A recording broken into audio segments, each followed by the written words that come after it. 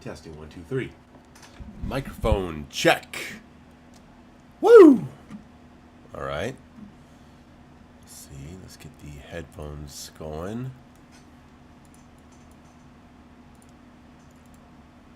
Set to headphone. Why does it always delete my inputs? I never understand that. Okay, you should be able to hear me now. Yeah? Alright, so hello everyone. I hit 150,000 subscribers today. I figured I would jump on and do another stream. Why not? Say hi to everybody. Kind of celebrate. I'm going to go out later tonight, treat myself to a nice dinner, and hang out with some friends.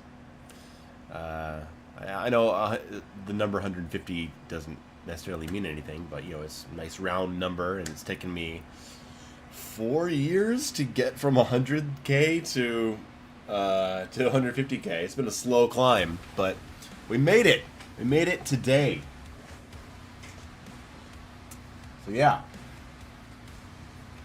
Let me move the chat over there.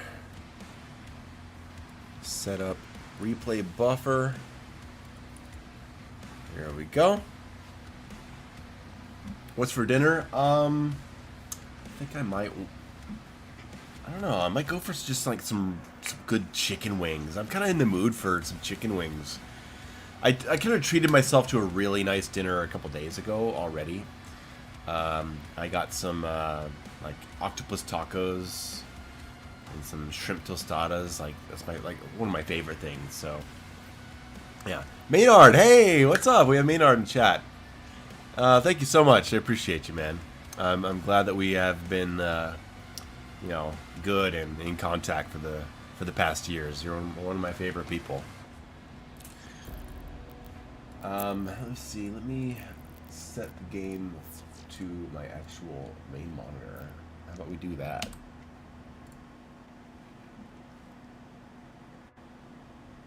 There we go. Now, I died at the Vagary boss fight on level 4 last stream, and off stream I replayed, like that night. I was pissed off, so I kept going, and I got all the way back to Siege Part 2, level 7. So we can continue from there. And I just noticed I play so much better when I'm not on stream. God. You know, because I'm paying attention. I'm not looking at chat. I'm really focused. So what I'm trying to say is you guys make me worse. Right. So thank you everyone for joining and for the congrats and all that stuff. I should talk about RE9 soon. Septos says, I don't have anything to say about RE9. I'm excited for a new original Resident Evil game. I hope it's good. I don't really like the retcon of the end of RE3. People are telling me that it's not actually a retcon, that it was an experimental bomb and blah, blah, blah, blah, blah. All I know is the end of RE3 where it shows a, like, mile-high mushroom cloud and a shockwave destroying the entire city and them saying that the city was wiped off the face of the map. That's what I know. And then looking at the trailer footage, it looks like the bomb only destroyed like 30% of the city or something. It's ridiculous. But I am excited for a new Resident Evil. Let's see. Soaking Soul. I think a Siege 1 Master level would be a great start, yeah. Alright, let's try to not die right away, jumping into the first level of the stream. Let's at least try to keep this going. Maybe an hour. But I'm also not leaning on stuff I used to lean on. No combat shotgun with armor. No impaler. Literary Paradox, any tips for RE remake the first time? Any tips? Yeah, explore. Shield is down, nice. And the gate is taking heavy damage. Alright, it saves the settings, right? Just making sure. 110 game speed, low. Player, yeah, okay. There's a turret in the courtyard you can use to hold them off. Gerald Trippin says, at this point I stopped caring about RE continuity. Yeah, all I care about is the story of the first 3 games. But that's why I'm a little bugged, because it's messing with the story of the ending of my favorite of the trilogy.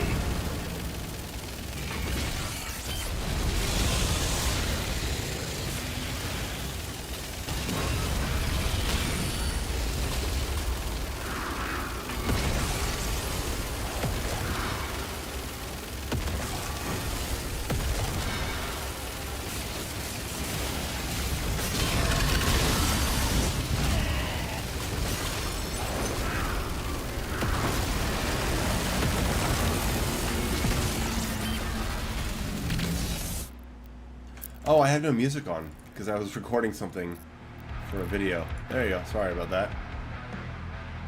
You guys let me know how the game volume is for you, if I should turn it up or down, okay?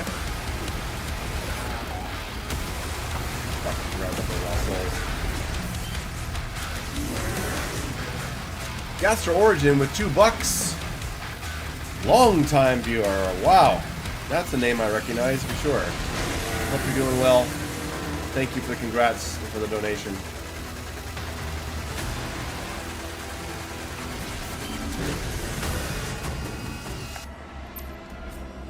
Okay. Sean Rogers asks, thoughts on Silent Hill F? I haven't seen the new footage yet. I mean, I like the way the game looks. But, I mean, we'll see how it plays. And we will, we'll see if it is actually a Silent Hill game.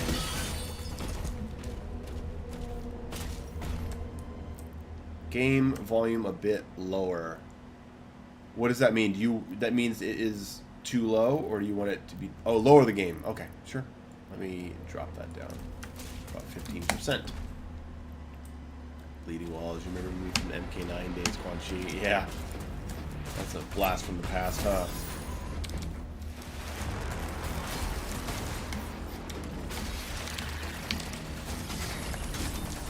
Falter.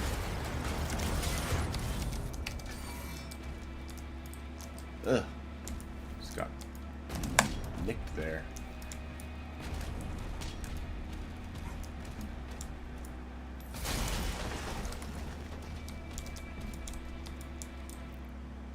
I think this is a little too high on my mouse sensitivity. Drop that. Drop the acceleration and scaling of it. Conflict, hello! Welcome to the 150,000 random celebration stream. Balsa, yeah, I've seen that mod. I just haven't played with it yet. This is Ultra Nightmare, Wolfie. Ultra Nightmare, 110% speed, no combat shotgun armor, and no impaler. And low resources, low parry window. Mayo, do you enjoy any other condiments? Yeah, of course I do. Love a good barbecue sauce. Alright. Wait, I'm not... See, this is what happens. I don't pay attention to what I'm doing because I'm reading chat, and I just end up running straight into a door that I haven't opened yet. Let's try that again. May Thirst and Burst with $2. And also a channel member. Hello, thank you. He says, sup dude, what does your name mean? Well, I mean, I've told this story a bunch of times, so if you've heard this, I'm sorry. I was at a restaurant. I was working at a restaurant long time ago. And someone asked for something to be added to their burger, like onions or something. And so I told the cook to put onions on the burger, and he said, where do you want me to put it on the burger? And I didn't understand the question. I mean, because like, just put it on the burger. I don't know, where do you normally put it? So I kind of panicked, and I just said, I don't know, just put it under the mayo, I guess. And that phrase, under the mayo, just kind of stuck with me. It kind of rolls off the tongue. And I added it to a list of funny phrases I thought sounded like funny band names. And when I started playing Black Ops 1 multiplayer in 2010, I needed an online name, so I just picked that from the list. Whoa, what are you doing out here?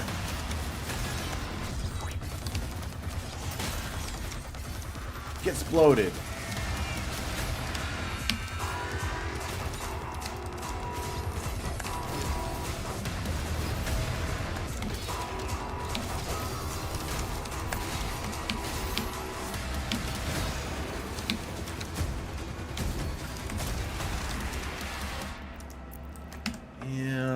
the levels are off.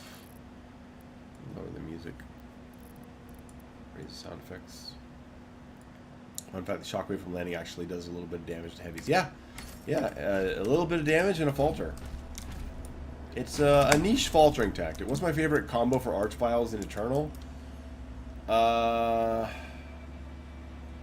think I just like to PB Ballista them while throwing a frag, and then setting up Blood Punch into full auto for the kill.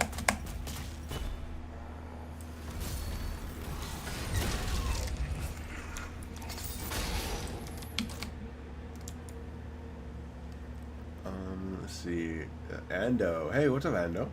This is sort of a shame to see Second Wind milking Doom Dark Ages. Has like 4 videos on it. Yeah, well, I mean, if it's relevant and if it's something that they want to talk about, I can't blame them for it.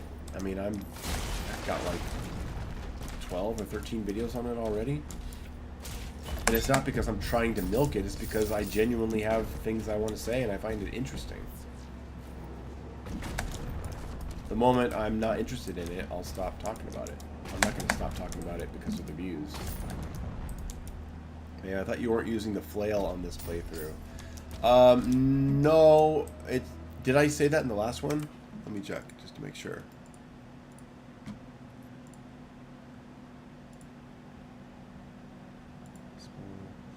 Small, 100%, 110% small parry, low resources, no shotgun armor. No. No, it's not that it's no flail, it's that it's no shotgun armor.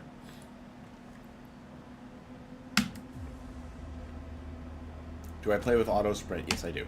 I didn't for the first week or so. And I'm using the flail because it's armor. Specifically because it's armor, and I don't want to die. I am no Ultra Nightmare Pro yet.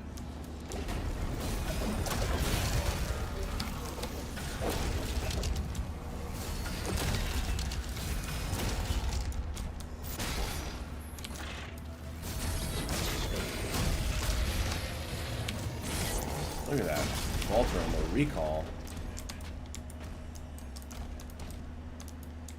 So, Mayo, do you think it would have been cool if they put melee weapons on the guns? I don't really know what you mean.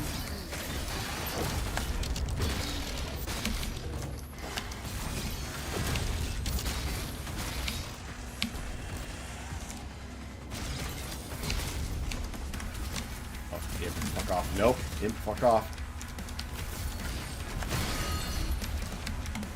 Don't let that chain guy fuck with me.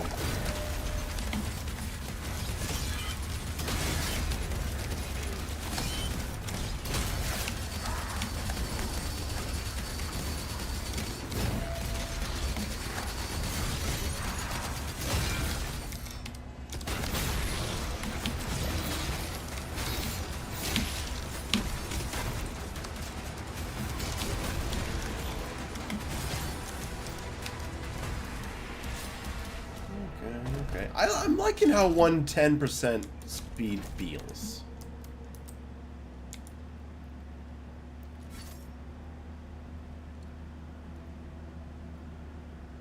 But you can count on me never playing this game at 150% speed. I find it obnoxious. But hey, you know, if that's how you want to play, go for it.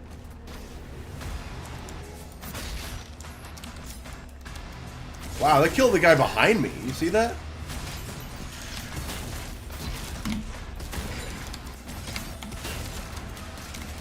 What? Nice. The D-limb faltered him. See that? Oh, God. Yeah, I'm already playing sloppy, aren't I?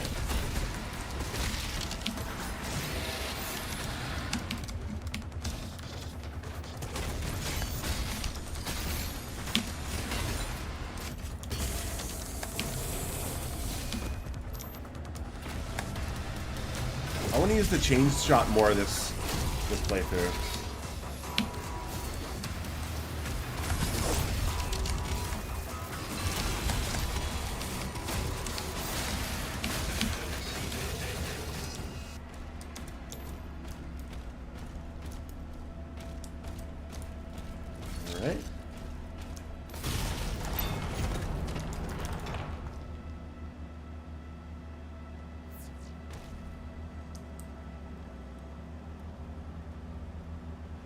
Danik says, I'm worried getting used to TDA on higher speeds would ruin the other Dooms for me. Yeah, I don't want to push it that hard and get used to the fucking crack addict feel. But just as G, do you like more 2016 Eternal or TDA? I think it might be this one. This one, I just love the booming nature of it. I'm really in love with the heavy feel of this game in general.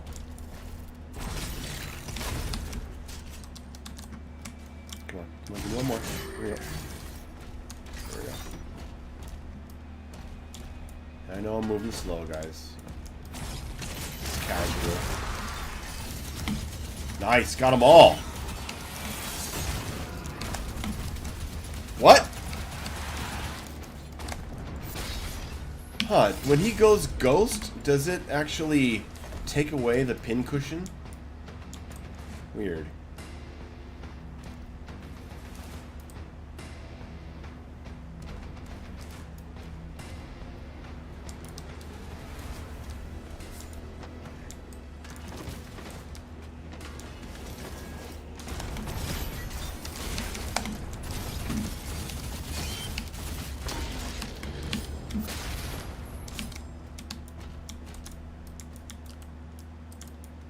Do I react to the RE9 reveal? I mean, it's, I think it's weird that the city of Raccoon City is still standing.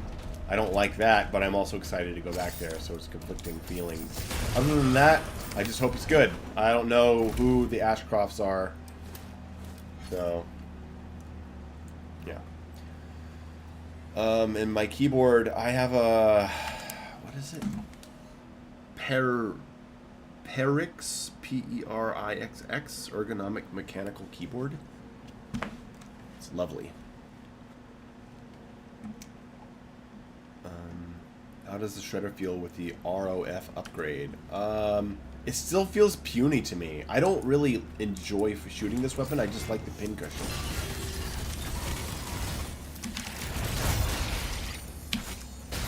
Oh, Jesus Christ! I almost lost my Ultra Nightmare run right there. You see that shit?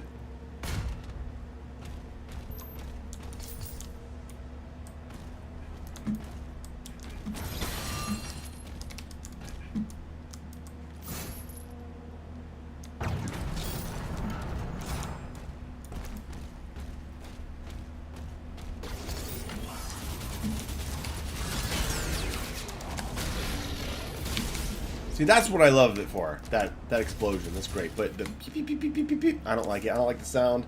I don't like the way it feels.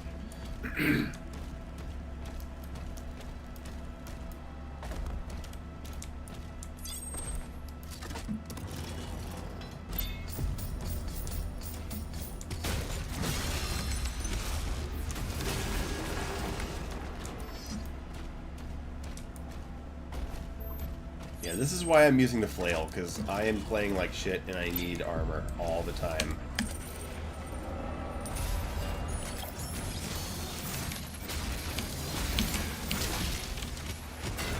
Get faltered. Man.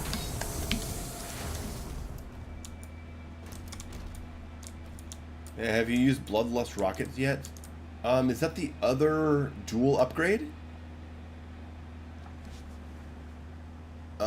Can you bunny hop in this game? I don't know. Will you be playing Ninja Gaiden 4? You bet your ass I will. I am so excited to play Ninja Gaiden 4.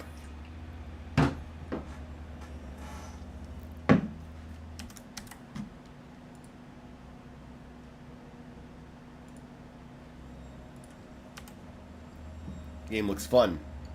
I am a casual Ninja Gaiden enjoyer, and so I will probably like it.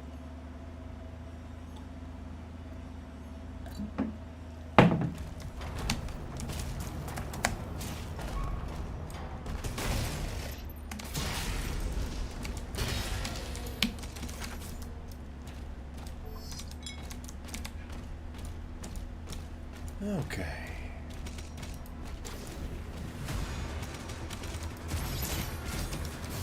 There's the achievement right there.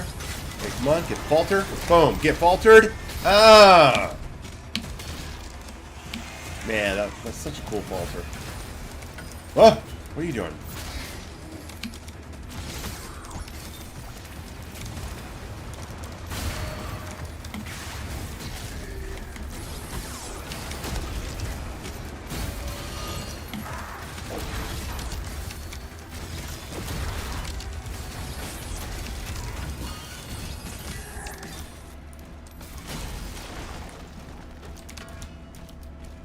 got a bad feeling about the last arena.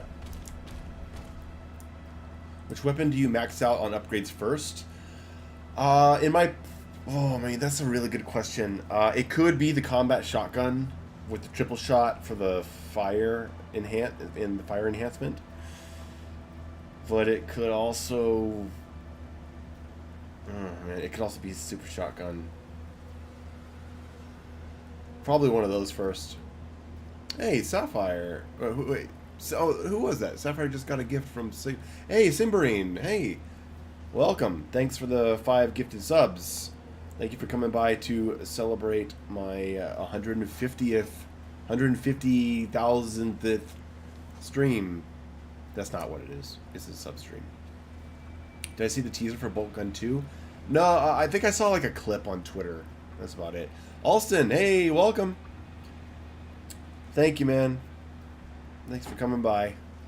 It's a cool day. What's my parry setting? Right now it's set to the smallest, which is really taking some getting used to. GTA 6 is Mayo's guaranteed pre-order. Pre-order now. I'll definitely play it though. What's better, classic God of War trilogy or this new Doom trilogy? Man, don't make me pick between my boys. Jewel Breen, thank you so much. Appreciate it. Warframe, no thoughts, never played it. I thought you don't like games that rely heavily on parrying. Congrats on 150k. That's something that I addressed in the review. There are games with parries that I have liked a lot. Space Marine 2, Resident Evil 4 Remake, Fight and Rage, Final Vendetta. And I think one person in the comments put it in a way that I never thought to put it, and I think he's right. What I don't like are memorization-based parries, where like you've got enemies that are doing all these moves, and you have to like sit and wait for them, and you have to anticipate them. These parries are very like arcadian reaction-based. Like you see it, and you go, "Oh, parry!" And I find that a much more fun style of parrying. I never really thought of it that way, but when I saw that comment, I think that's right. And I think that's why I don't enjoy the parrying in something like Sekiro, but I can enjoy the parrying in something like Resident Evil 4 Remake, which still has a lot of parrying in it, especially on professional. The final transports are ready to launch.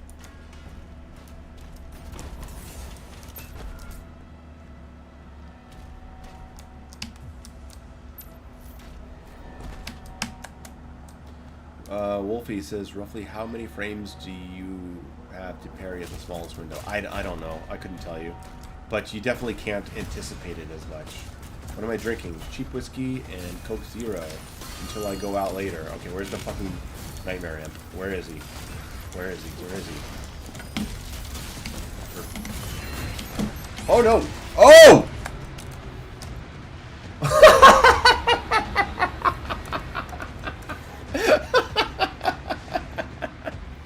That's what I get for hiding. Well, there goes the Ultra Nightmare run. Wow.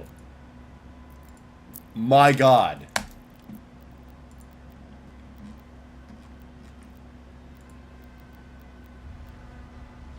That parry window change makes a difference, because I went to parry the Hell Knight and I didn't get it, and it almost broke my shield. The Arachnotron came in, and then it was all over.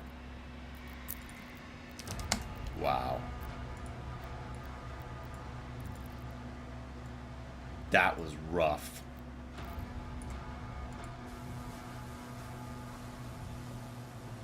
That was insane. That was insane. Impact confirmed. The Slayer has been Wow. Okay, fine. Hey, you know what? Fresh run for a stream. That's fine. Let's fly. And of course, what parry color do you find the best? I mean, right now I'm using yellow.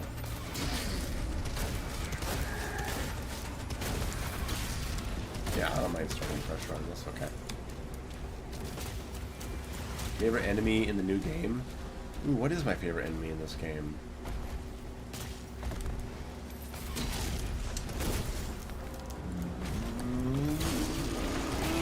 the Agadon Hunters a lot. I really like what they've done with the Arachnotrons. I fear them a lot.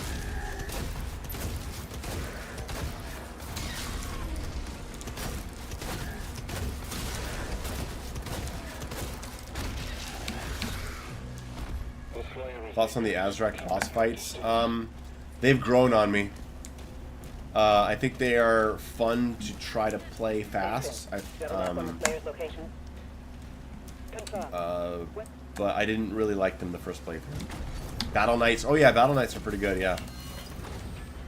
Revenant, yeah. Actually, my favorite enemy is probably the Nightmare Ant. Cacodemon the worst. Yeah. The Cacodemon... If they could fix the bug where they become invincible a full second before their shield comes up, they would be better.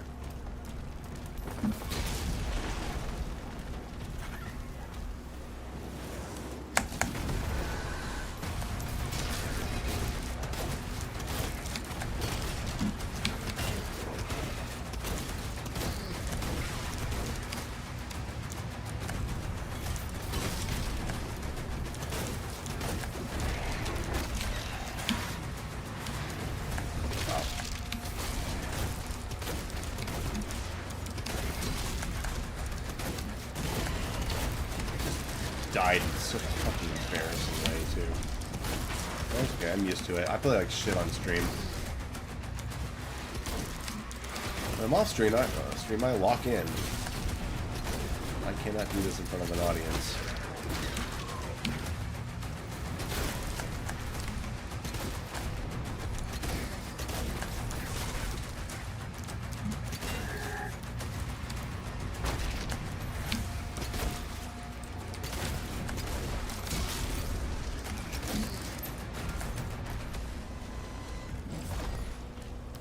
The main gate is under lockdown. There's a key in the nearby church. Route in the location.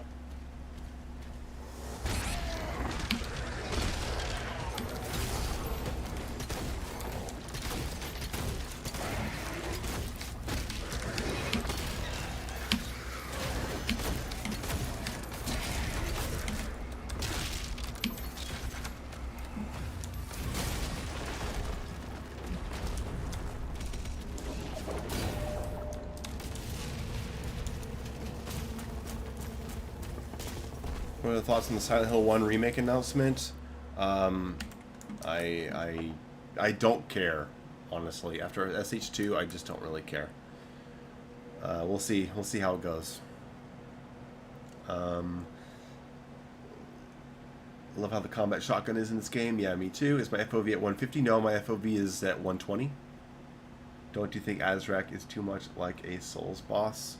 He's a lot easier to react to. And it's pretty easy to be active against him because you can still shoot him a whole lot while you're doing those parries. But I mean, like, I don't love him, right? I'm not putting him in my favorite boss fights. I prefer all of Eternal's boss fights over him.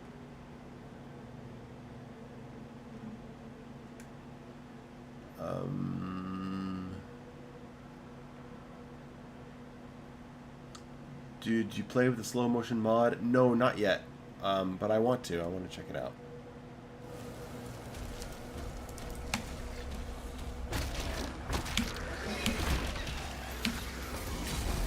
Even Devoth? No, no, that's DLC. No, no, of course not. He's at the bottom. But I mean, Eternal's boss fights are all my favorites. I mean, the double Doom Hunter boss fight. The Gladiator boss fight is so good. I love Con Maker and dealing with all the hazards while you're trying to shoot her in the air. Icon of Sin, where you're just like fighting against all the main enemies of the game while you're breaking his armor. I love that. Especially love the Samur boss fight with the possessed enemies. Love that boss fight. So yeah, I mean, I wouldn't put any of this game's bosses over Eternals, but I don't hate these bosses. I'm coming to appreciate the Creed boss fight more. And I enjoy the Azraq boss fights now that I'm better at them.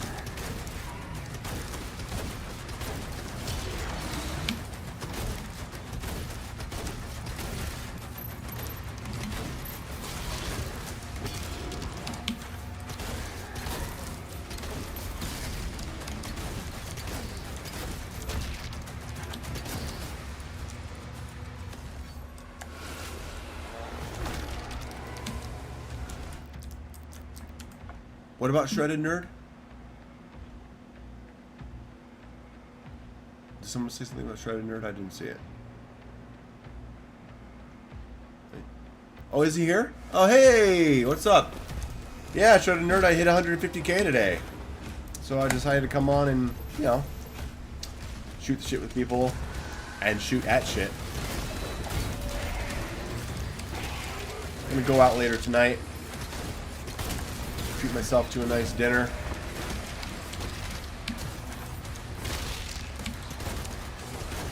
Gonna hang out with Abel for a while. Probably pop by Crom. I think we're gonna appear on his stream later, which would be cool. Wow.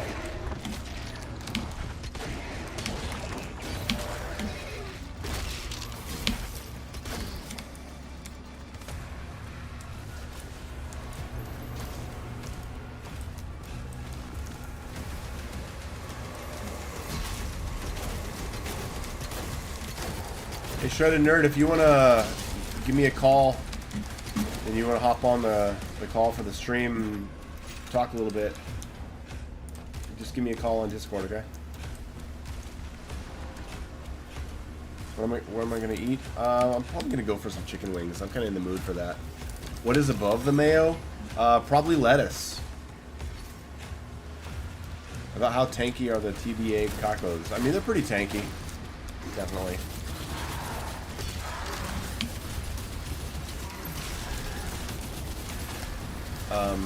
But I mean, a charge rocket will take him down.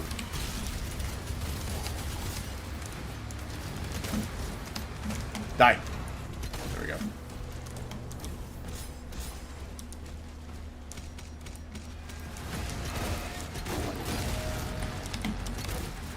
What's between the mayo? Oh, you don't want to know.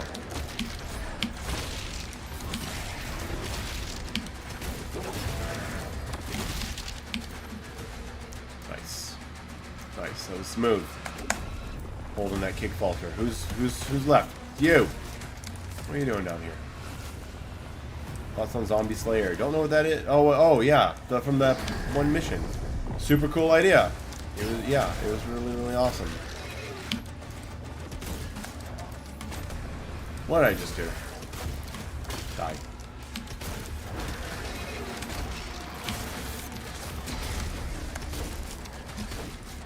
Guys, are damn projectiles.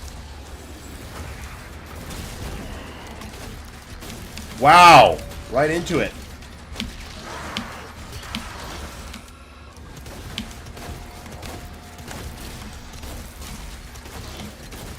Fucking ram me, I'll ram you.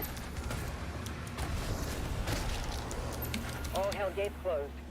The village. How much of a damage increase if the last upgrade for both shotguns? Oh, I don't know. I would love to find that out, though. Tier 5 readings in the South Bay. Incoming. A Titan has been summoned.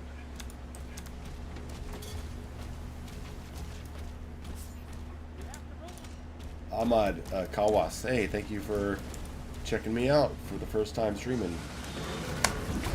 Red, hey, thank you very much. Appreciate it.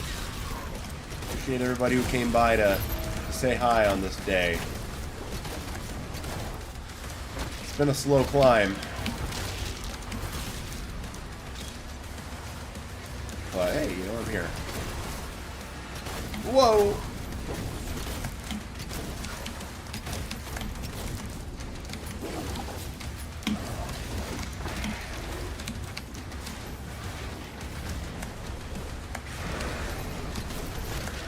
Look at that falter right there. That's nice. Bam!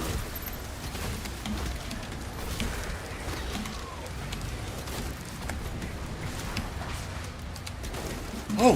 Whoa! Whoa, whoa. These fucking imps, man. My God.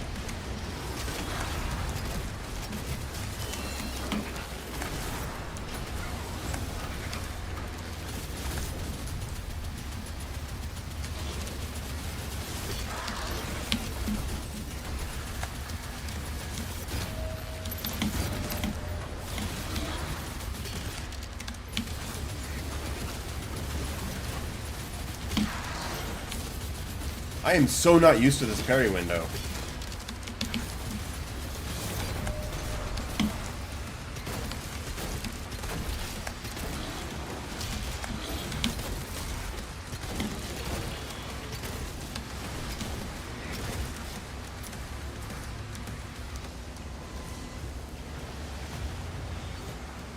Samson, you don't understand the hate for this game? Oh, dude, the hate for this game is really forced, I think.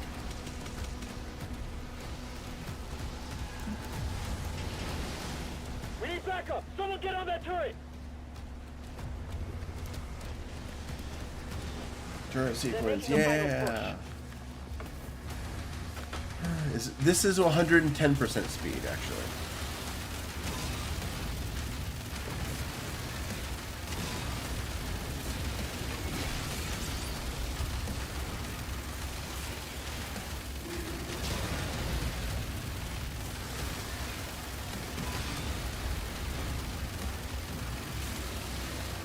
Titan advancing.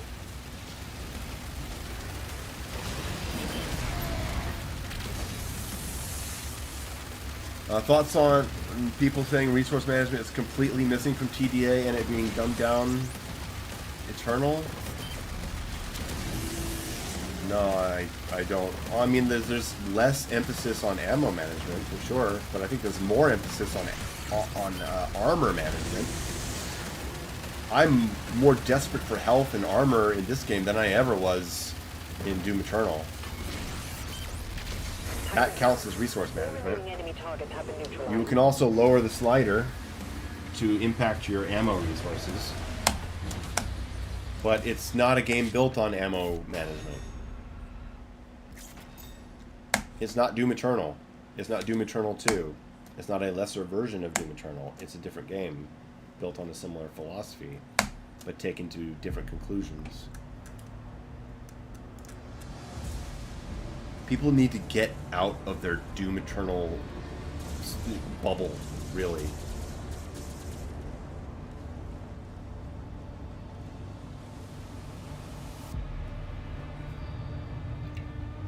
I see Eternal's philosophy in this game, and that's why I like the combat.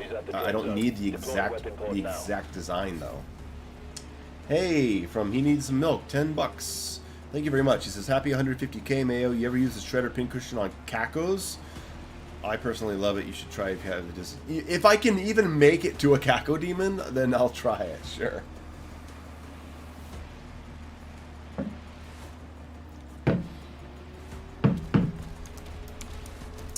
Gabriel, thank you very much. Amiga Star, Mayo, what score would you give TDA?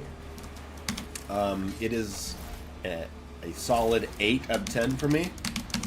And I think if they address input issues and help out with some replayability, it could get up to an 8.5, maybe even a 9. Or like an 8.8.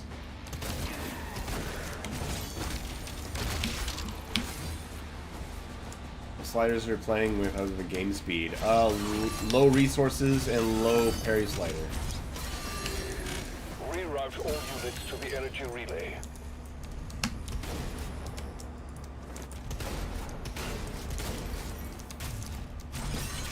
You go. That's. I'm sorry. That's something that's going on.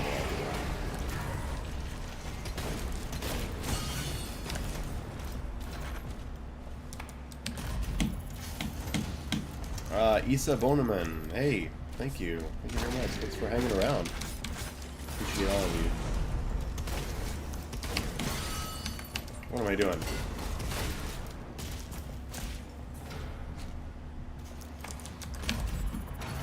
Doom is lacking in content after one playthrough. We'll play it again.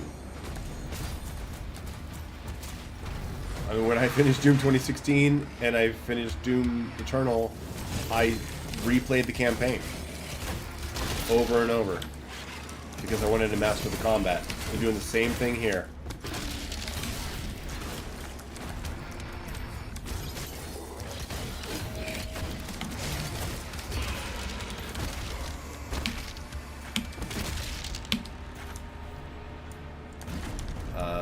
Trey Dickerson, hey, thank you, appreciate that.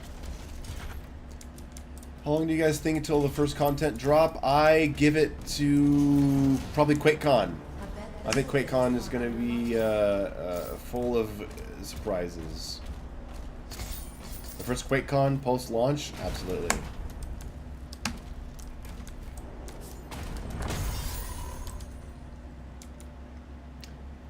Daho sticker says, Mayo, please try rematch next week, even if you don't care about football at all. Rematch? What the hell's rematch? That's a football game? So I find it weird people don't treat Doom like the RE games. They're meant to be replayed. Yeah, they're so meant to be replayed and mastered.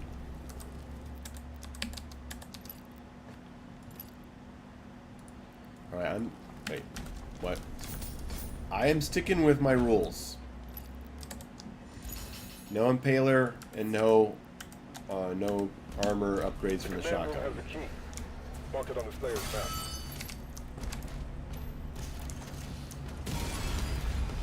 There's actually more gold and rubies than needed. Oh yeah, I'm sure. I think that would be ridiculous if you had to 100% the entire game to get all the upgrades. Nah. I think it's okay to have more than needed. How many hours have you racked up so far? I don't know, like 200. Think of doing a brawler mode? I get that question a lot. I'm not ready to start thinking about that. It took me like 4 or 5 months to come out with brawler rules for Eternal. So I'm really in no rush. Sliders are a poor defensive difficulty balance. The player shouldn't have to fiddle with dozens of sliders. Okay, first of all, it's not dozens of sliders. You can tweak 1 or 2 and significantly change the experience. And 2, the difficulty balance of this game is fine on the presets, especially after the update. It's really good.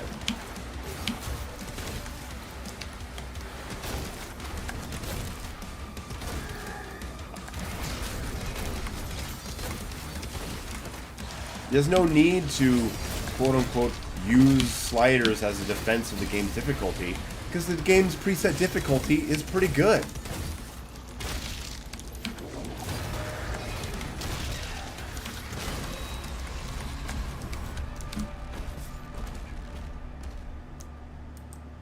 Nightmare was not fine on launch. No, okay. I thought Nightmare was like a B.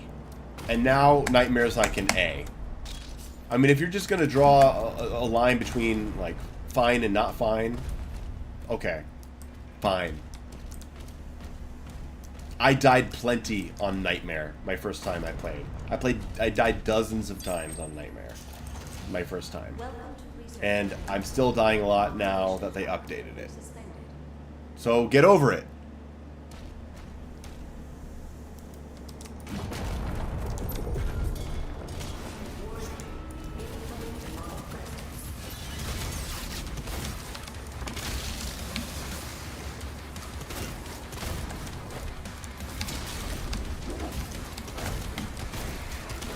See, wow, like that parry window is tight. No.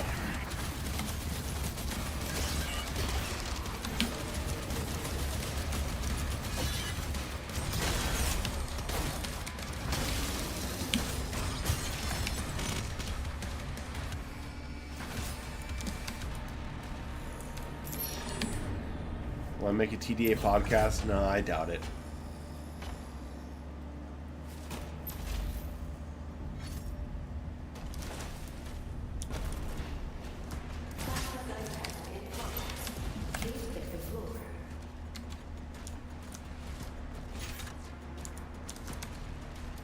No cap to stop. Hey, thank you very much.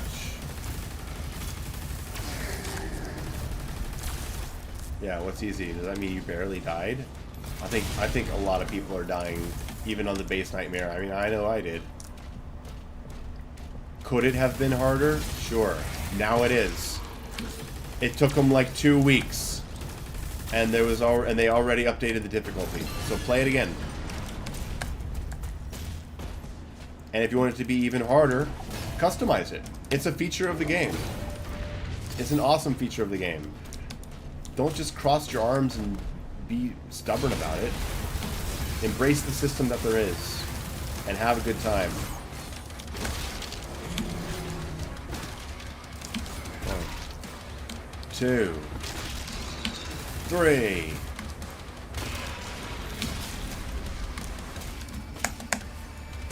It's hard as fuck on Nightmare now. Yeah, Nightmare's tough. Jackal, hey, welcome. Yeah, I mean, I hit 150 today, so I said, hey, why don't I hop on here for a few hours to say hi to everybody again.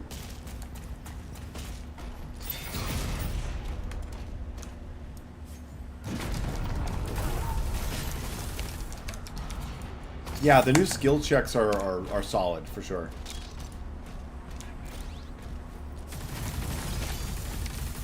I mean, like, what do you want? Like, the game comes out, and it needs to be a little harder, and the developer listens to the fans and responds within 2 weeks with a difficulty update, and they will continue tweaking it from there. I mean, that's great, isn't it? The man, sigh, I need to make a YouTube video. There are so many little things that diminish the difficulty in this game. I don't think Cyber's solved them. Yeah, current Nightmare is pretty challenging, even compared to Eternal. Sure, you don't have to weapon switch like crazy, but that's so right. So, Sai, I need to make a YouTube video. There are so many little things that diminish the difficulty in this game, and I don't think Slider solved them. Go for it, man. I think this game's difficulty is quite nice. You could make a video saying that there are things that diminish the difficulty of Doom Eternal. At any moment in Doom Eternal, just flame belch, 4 guys, spam blood punch, and boom, you've got 120 armor.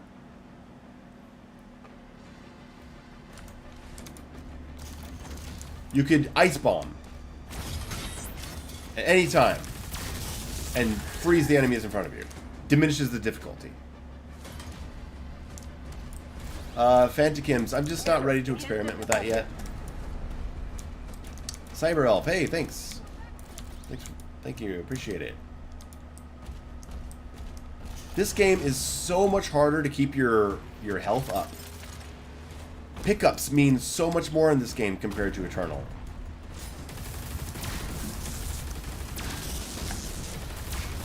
Arachnotrons can melt your health in a second.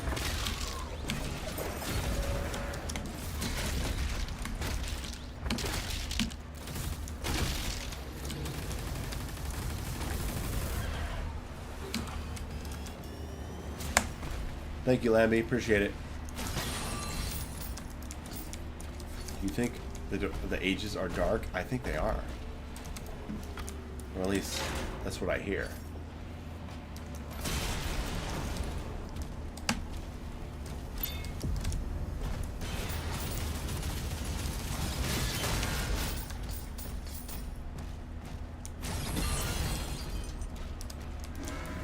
I've seen a new Predator. No, but I want to. I need to find some time for that.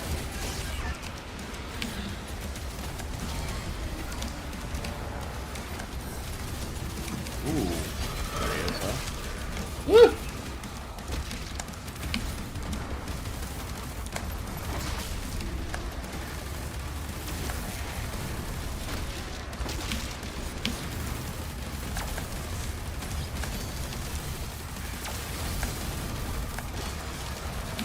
That's nice. Get out of here.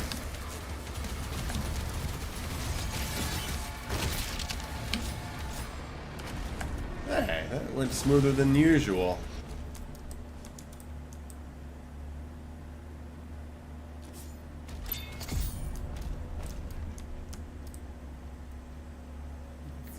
Jackal. I mean, that's one way to put it, sure. But, I mean, it's not a game that was ever designed around quick swapping or punch cancels. That's like high-level exploits.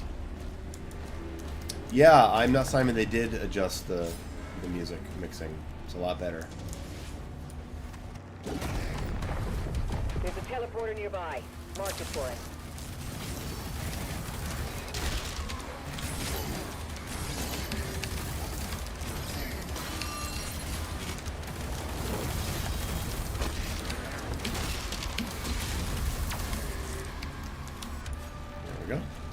My GPU is an Asus 4070 Ti that I got 2 years ago.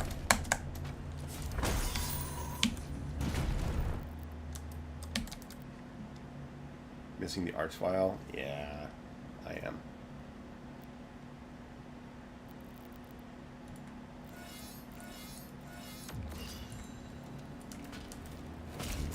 Menus fucked up. Definitely quick swapping. That's why the weak force system. No, it was not. It was literally not designed around quick swapping. They nerfed the precision bolt once the quick swapping tech was discovered. They had to put it back in because the community revolted.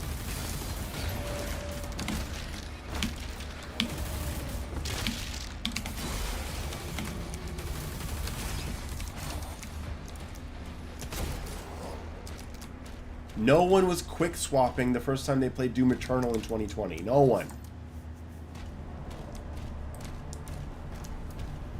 I'm sorry, you just don't know what you're talking about.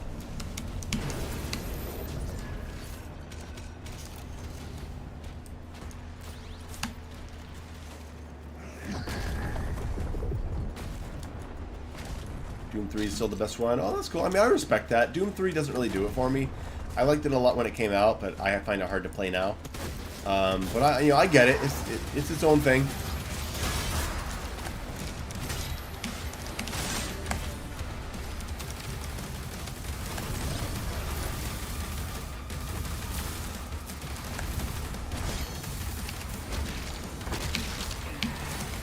That was bad.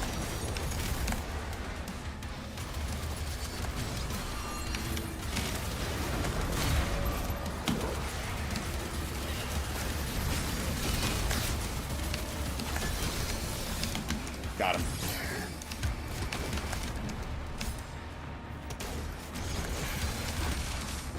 One, two, three. Bop, bop. Got him.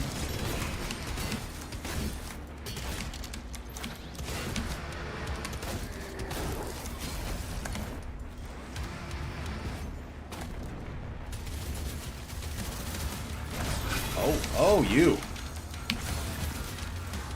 A little bit of ammo from him. The swapping tutorial was added after. Yes, it was. It was added after. It was added like 4 months later because it was suggested. It was in my video. It was a suggestion because it takes the gameplay to another level. The game was not made around quick swapping. You guys know this. Watch anyone play Doom Eternal for their first time. They are not quick swapping. They're not doing PB rocket swaps. They're not doing PB ballista swaps. They're just not. They're not doing PB sticky swaps. They're not doing punch cancels.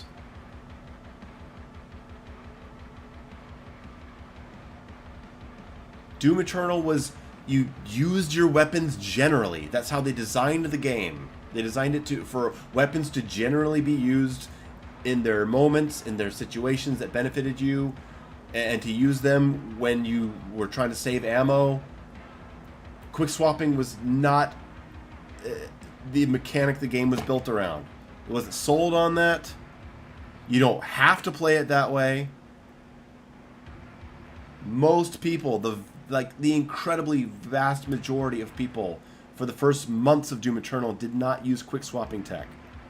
It just became how the high level and dedicated player base ended up playing the game because that was the tech. You're lucky if someone on their first playthrough uses SSG Ballista.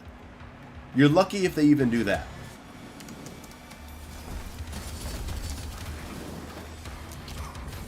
Wait, what am I doing? What? Oh, you fuck. Look at that. That's not right.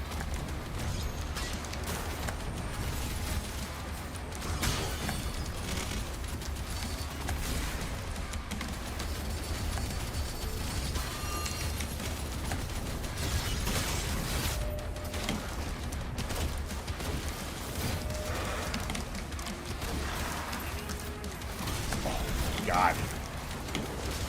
Whoa!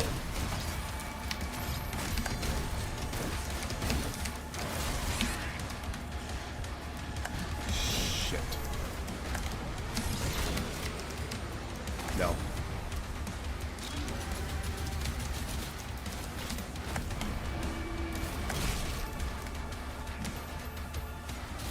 Dude, the low resources, man.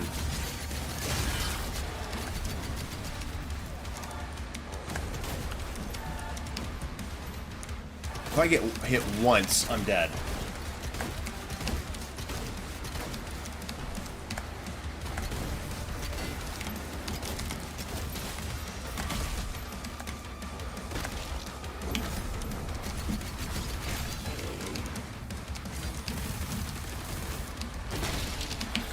There we go. Got some health, at least.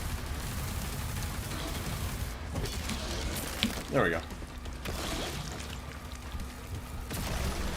Jackal, exactly. It's obnoxious. I have a video coming out on Monday that mentions that specific phenomenon. Eternal players going into streamers the first time they play and telling them to do, you know, like rocket swaps. It's ridiculous. They're like, you're playing the game wrong. It's like, no, they're playing the game right if they're just generally using their weapon variety. That's what the game was made to do.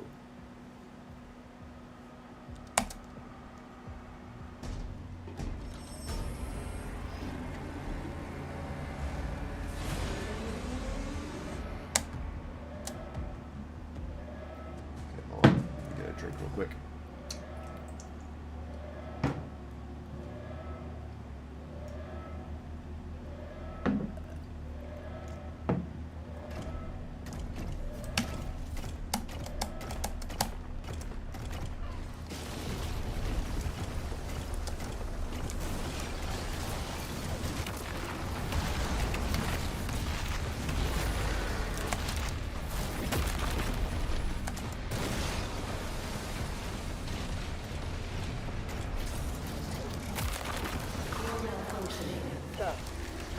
Through. The energy relay is under attack. If that core explodes, the city goes with it. I don't have any idea of what the campaign DLC could focus on. Even if I did, I couldn't tell you guys. But I imagine it would have something to do with Betrayer. That's what I would like, anyway. Wow. That just nailed me, didn't it? That's alright.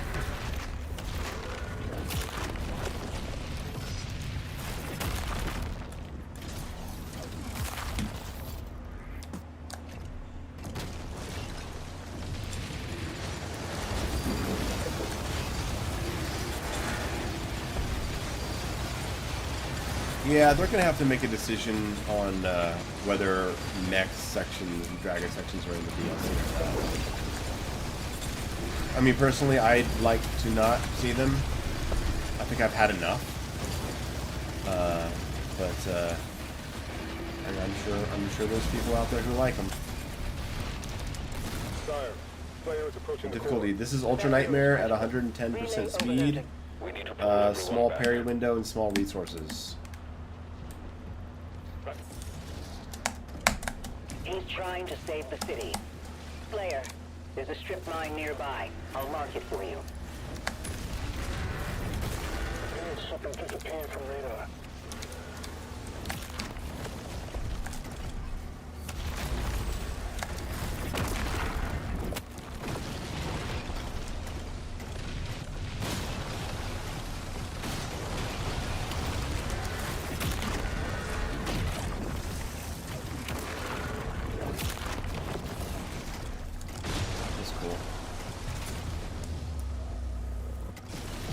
Douglas says, have you played Doom 3? Yeah, I have a video on Doom 3, actually.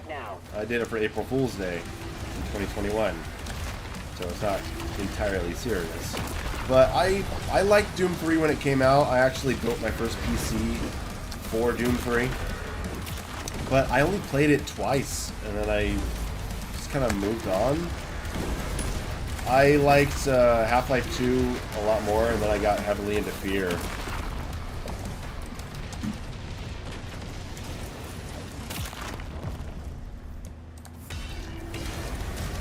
Alright, let's try not to get him all glitched out this time, huh?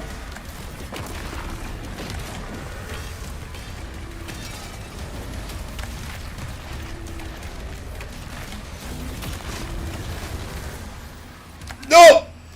Wow, that did not falter. Fuck you.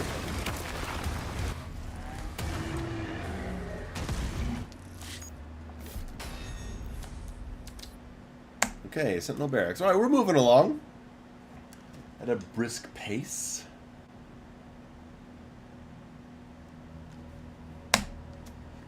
Okay, okay.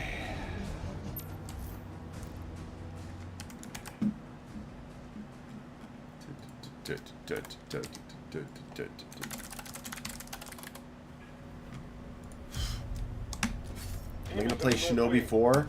The new one from the Streets of Rage 4 studio? Absolutely, man. I'll play anything they play. Anything they make, sorry. Guarding the barracks. We'll take the airships.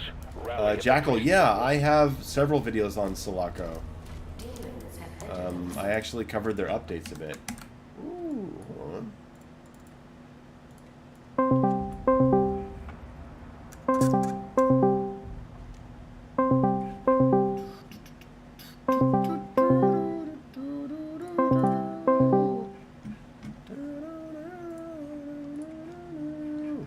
Hello, test 1, 2, test, Maybe. hello. Testing. Oh, there he is. Hey, how we going? I'm on. Good. Ladies and gentlemen, Shredded Nerd is on the phone. I'm gonna turn the game volume down a little bit so they can hear you better. Yeah. What's up? How you been? You've been traveling a lot, right? I have. Actually, I'll be going to Sweden at the end of this month. Yeah. What's in Sweden for you? Oh, meatballs. Maple, like waffles. Meatballs. Yeah, that's all they got. I don't know what else they got. They got PewDiePie as well. I don't think he even lives there anymore. Oh, okay. He's from there. But no, I mean, usually I show up at a place and I just Google TripAdvisor saying, oh, what are the things to see here? Really? You just travel like that? Are you serious? Well, it depends. Some places there's something I know I want to see. But for Sweden, I mean, I'll just go to like Stockholm. I don't know how many places I can even afford to go to because it's actually ridiculously expensive. Sure. It's crazy. You know, the prices only go up. Exactly. Which is I just lost a bunch of money on some canceled plane tickets. Oof. You can't get money back on I was that? gonna travel. Well, they punished me by like taking like 35% of what I spent on the ticket or more, like 40%, and then they returned the other 60% to me in credit. Oh. Yeah. So you gotta like buy another plan. Yeah, and then, like I mean that was a long time ago. This guy. Okay. I don't even like to fly anymore for health reasons. So like I basically just lost the money. Oh, that's a shame. But you know, I mean, I'm in Europe right now, so obviously Sweden, right? They have Ryanair here, and they're like the most severe in terms of that business. They're very. I think they give you a day if you want a refund. You know, like within 24 hours of buying it. So you gotta, you know. That's reasonable. Act quick, and then totally. For people to plan their life around. they keep on charging. They charge money for everything. If you want, like, I have to think. What's standard? Like, they have a very small baggage allowance. You pay extra for that. You pay extra for everything. But that's the reason the flights are so cheap. It's like, how much, you know, I can look up because they can screw you? Yeah, it was only like 60 euros. I'm in Poland, so it was only like 60 euros to fly from Poland to Sweden or something like that. So quite cheap flights. But yeah, they'll try to screw you. They're asking in the chat about dancing Swedes. I mean, do you want to comment on that? It's important. Oh, wait, hold on. dancing First, Swedes. I need to say thank you to Nicholas for another Nicholas. 50 gifted memberships. Thank you so much. I mean, great way to celebrate the 150K. So I appreciate you. Thank you I'll so send much. you You're very, very generous. GIF. Thanks, Nicholas. I sent you a GIF of a dancing Swede. That's what it looks like. That's what they were asking about in chat. Hold on. It's very easy to die here. Oh, that's actually you playing. I thought it was just like Nope. footage of the This is dance. an Ultra Nightmare run. Okay. Oh, this is an Ultra Which Nightmare run ongoing. Yes. Okay. And I just lost in a really ugly way in level 7, and I had to restart. So, someone asked, what is my opinion on the shield stun option? I think it is a cheap option. Do you mean that the ability to throw the shield and then recall and you get stunned from it? I mean, it's really good. I don't know how you would rebalance it without making the shield toss cooldown feel awkward, but I'm all ears if you have a suggestion. But yeah, so dancing Swedes. I mean, I don't know. I mean, There was an that's infamous awful. dancing Please Swede tell me. GIF. I mean, it's that picture Oh. that I sent. That's the dancing Swede. But then there was an infamous one on one of those image boards Okay. where they had that dancing Swede GIF, and at the end it just randomly switches to child porn, and I think it got the whole site taken down for like a day or something. Well, And I well, just understand saying that probably just got this stream demonetized. Surely not. Surely just saying the word. It's context, people. I'm recounting history here.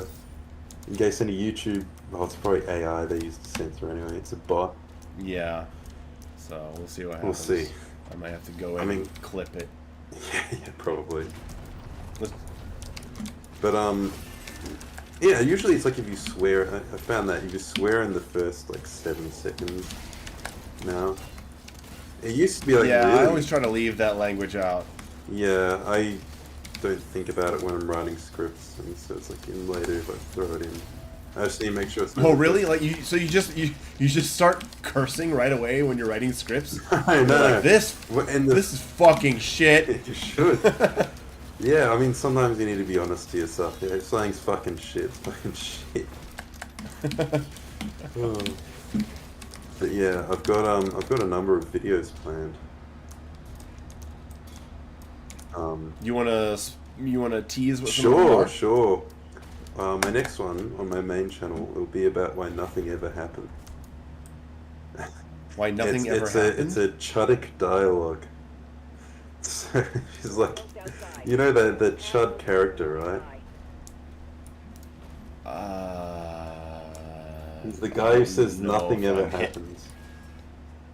I don't think I'm hip enough to what the cool kids You just need to be on the are internet. doing Maybe these you've seen days. this. If you've seen this picture at all.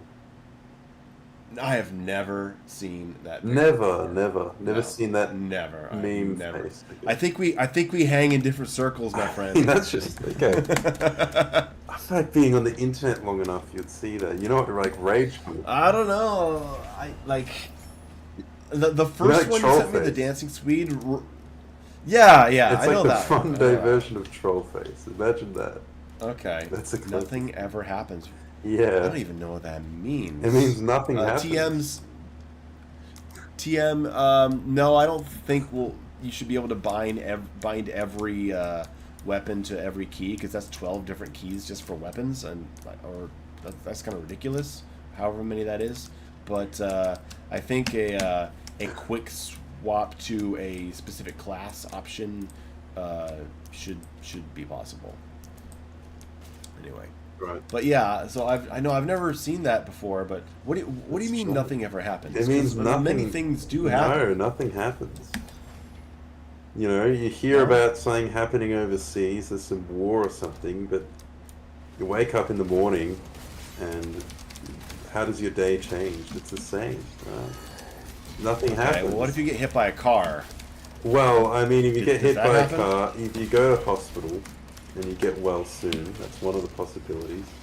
And then you'll be the same as it was And that didn't before. happen. Yeah, it didn't happen. Nothing ever happened. Well, what if you die from it? Well, if you die, Did that happen? well, let me put it this way. First of all, you're going to die anyway. So it's not like it changed anything, right? Well, I nothing mean, well, really that's happened. a case of nothing matters. That's not that nothing happened. That's Well, nothing what's the matters. difference? Nothing ever happens. Well, And because also, things can happen and not matter. Let's see.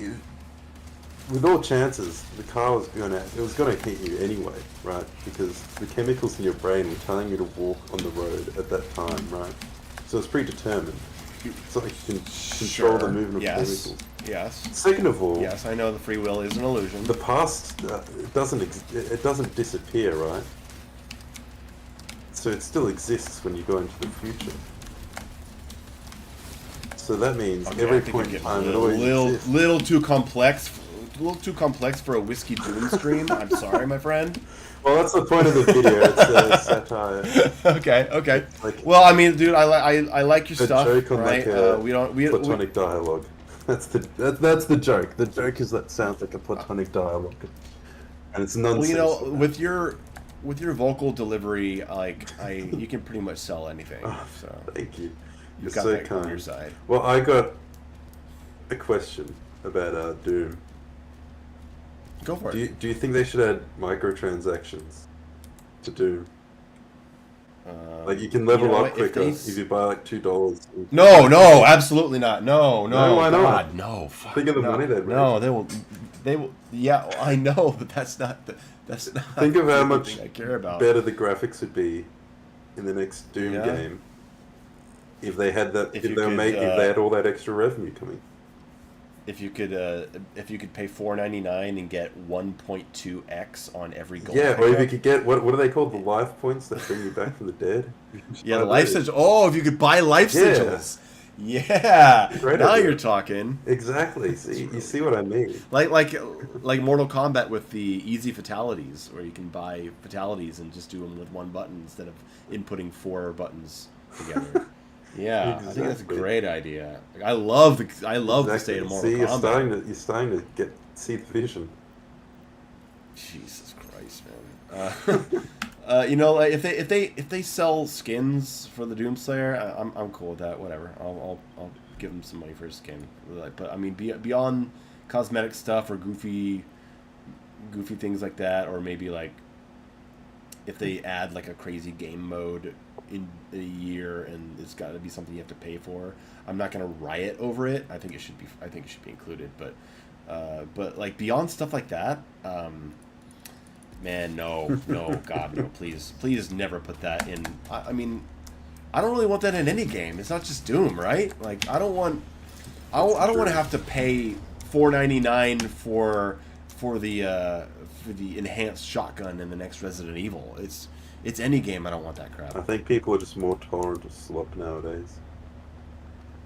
Yeah. Well, slop is a banned word in my Oh, so I'm privileged. I got around the. Yeah, you're I privileged. got around the. You ban. can only say slop. You only say slop on the Mayo channel if you're on a live call. Ah, I see exactly. Slop. Slop, I'm just slop. taunting them. Slop. Roll slop. There's friend slop.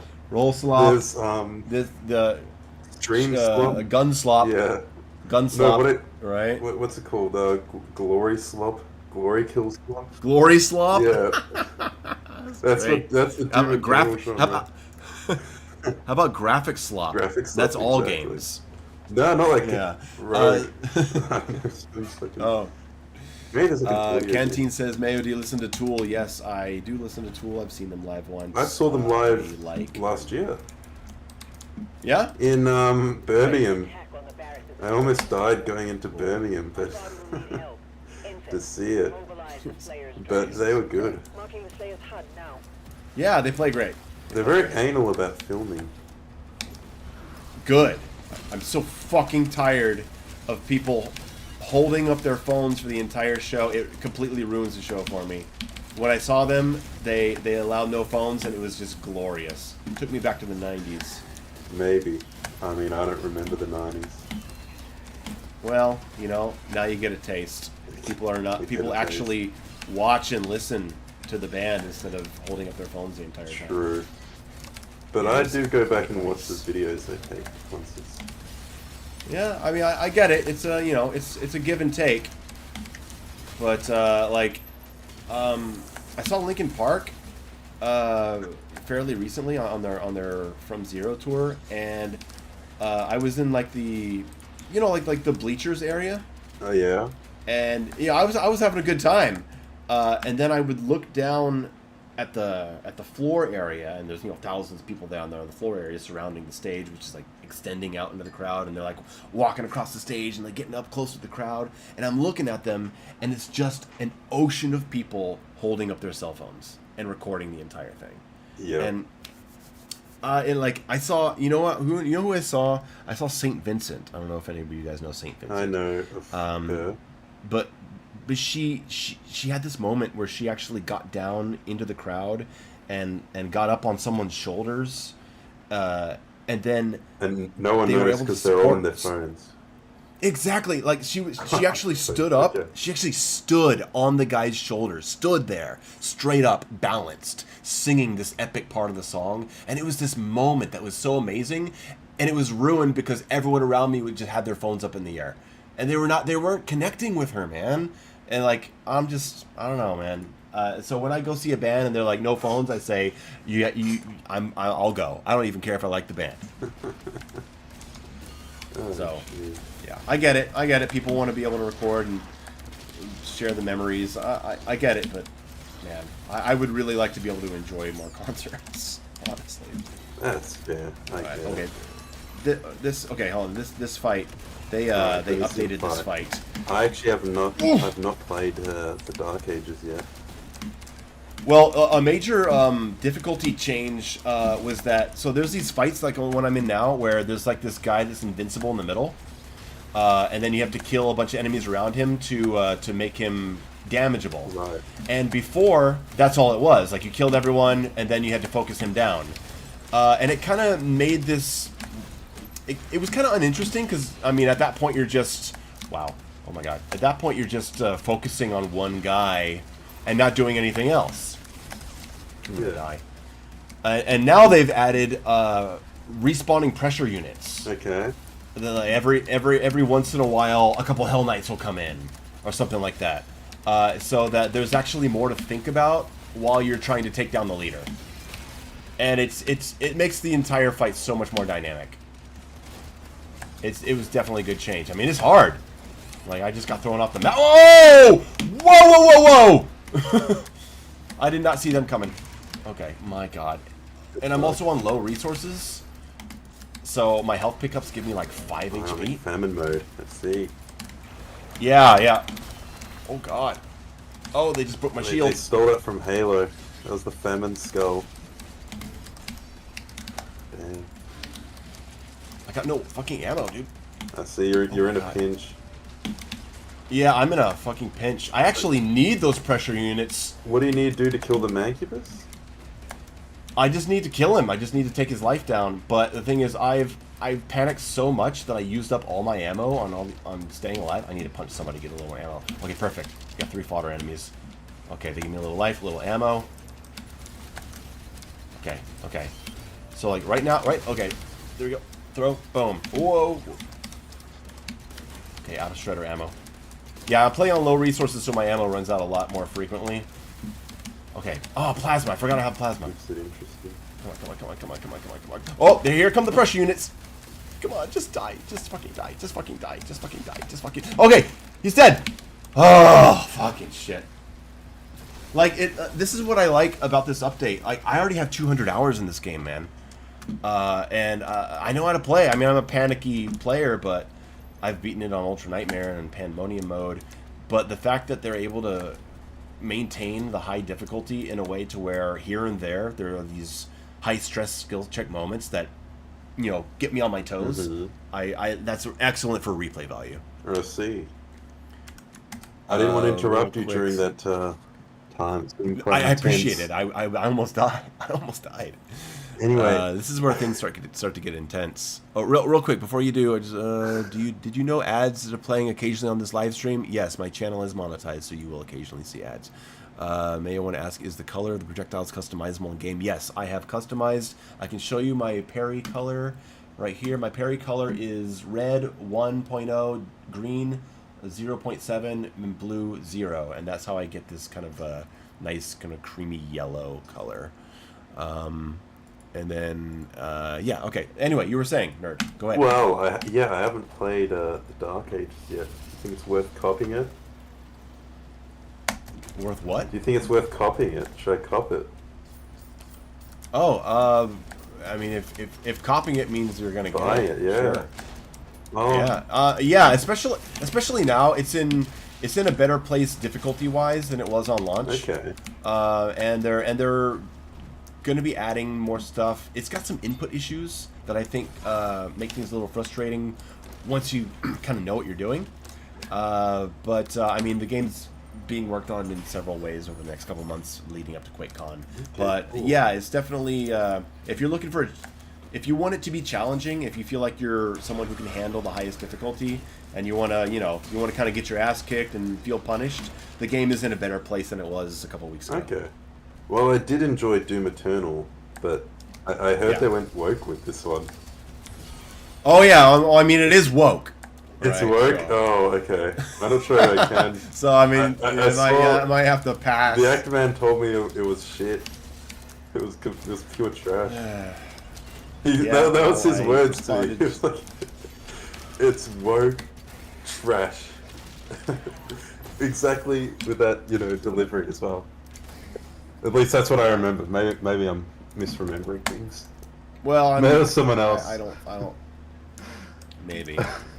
I mean, I did a response to his video. Did you own him? He said he wanted.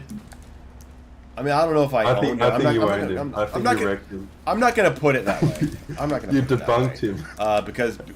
Because I respect him and I like him and he's worked with me before and he offered to do a discussion, which I hope happens, right? So that's why that video was not like antagonistic. Like I'm not yelling at the guy. I'm just like, hey, I'm gonna set some stuff straight. You should have been. It should have been a what do they call it? A blood match, a blood stream or something. Yes, You should have owned him with facts and logic.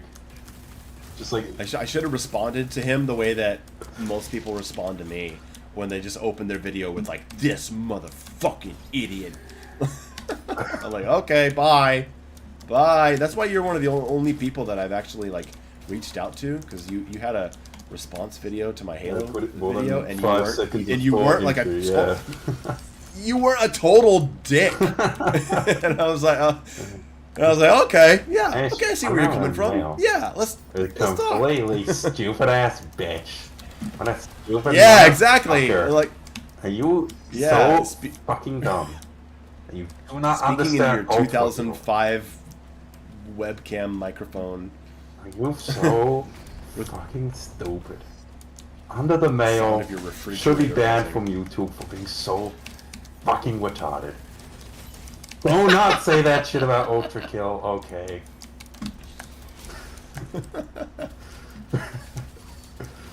Oh, you don't like it because it's not Doom? Exactly. No, I said I did like it though. Oh well, Not every game can be Doom. that's pretty good. Not every game can be. Not Doom. every game can That would be pretty boring, wouldn't it? Yeah, I think. Player is approaching the bridge. I don't know, if every game should just be Halo. I think that would be better. Yeah, Every game. it should. Man, I wish I could play Halo 3. I really want. Yeah, to. It's so just recommended. just make another account or something. I need to make another account. Yeah. Yeah, for those of you who don't know, the reason I haven't played Halo 3 is because I played Halo 1 under the Master Collection that was logged in under my ex-girlfriend's, but like an ex-girlfriend from many years ago. It was under her account, and I don't have access to that account anymore, and so it won't let me log in to play the games. You just have to make a new That's account. right. Oh well. Oh, wait, hold on. Actually, the director of Mullet Mad Jack just messaged me. Oh, what did he say? Hold on. Oh, that's very nice of him to say. He said something very nice, but it's something that I can't repeat. Oh, he was It saying, was very nice. this shredded nerd guy, get him off the stream. He's embarrassing us. Exactly. Oh. I was thinking, I have had a couple of developers reach out to me as well. And I was thinking of doing like a video on like boomer shooters, like an overarching kind of one. Yeah. Where I'm like, oh, these are the boomer shooters that are actually like good, that I enjoy. Nice. I mean, that's not a bad way to go with it. Have you played Deadlink yet? I did play a bit, and it was fun. Okay, cool. Yeah, yeah. I just don't have game. that much time. Have I've been working on my own game actually. In what capacity are you a programmer? Or? Everything, I guess. Yeah. Programmer. Okay. It's That's solid. awesome. Yeah. Well, I made a video on it about. Didn't know you had that. The story is I've rebuilt it completely. It's not an FPS though. It's more like a bit like Doom. No, sorry, a bit like Worms. Oh, okay.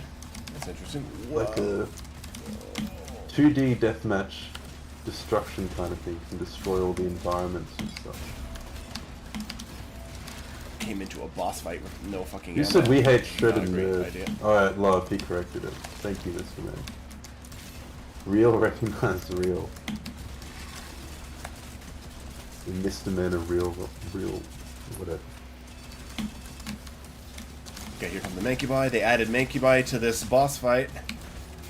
Okay. Is that a good thing? I think it is. It makes it harder, but at the same time, it also gives you a way to get resources back a little easier and heal during the fight.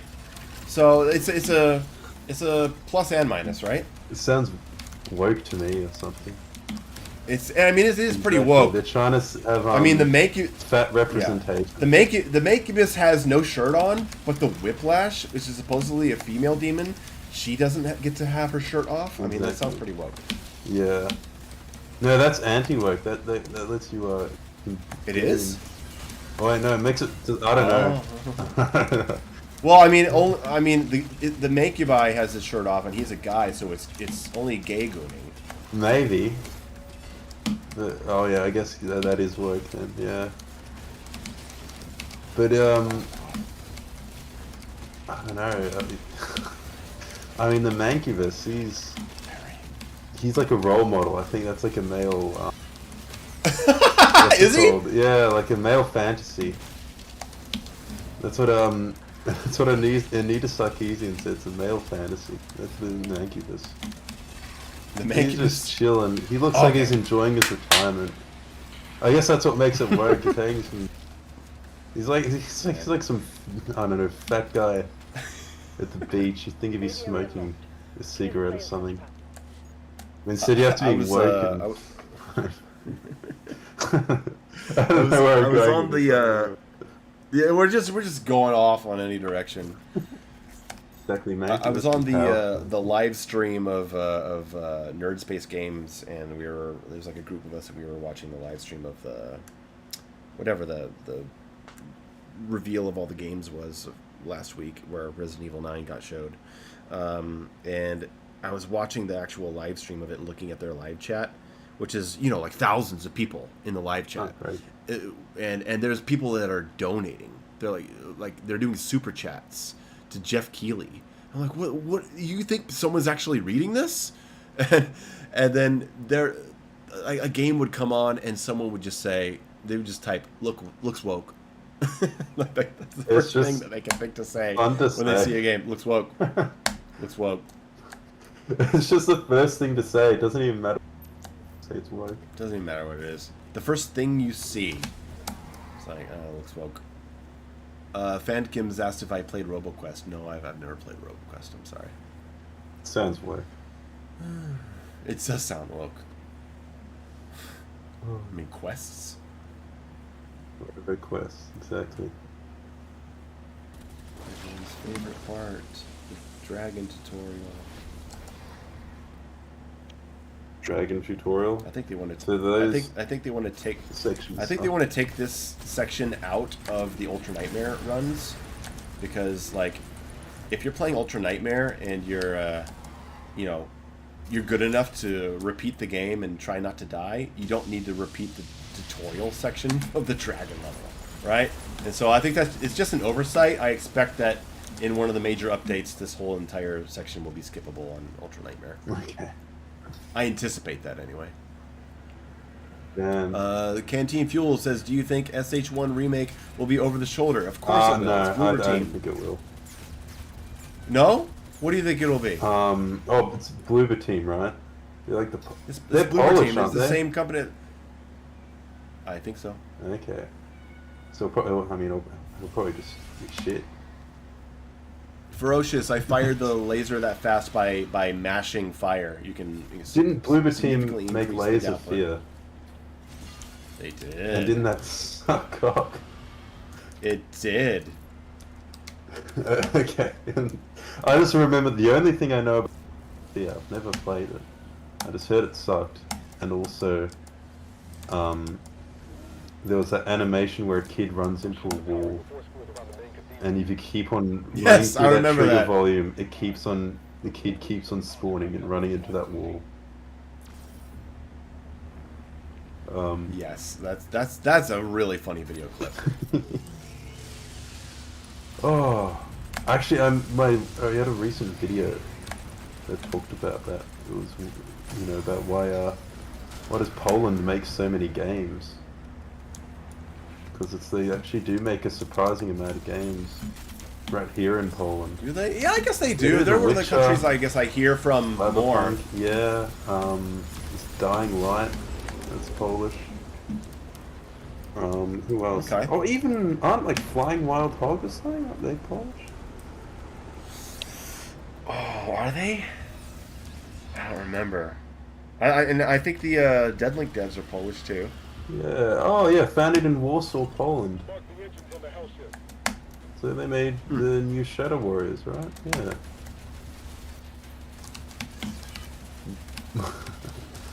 Frostpunk, I guess.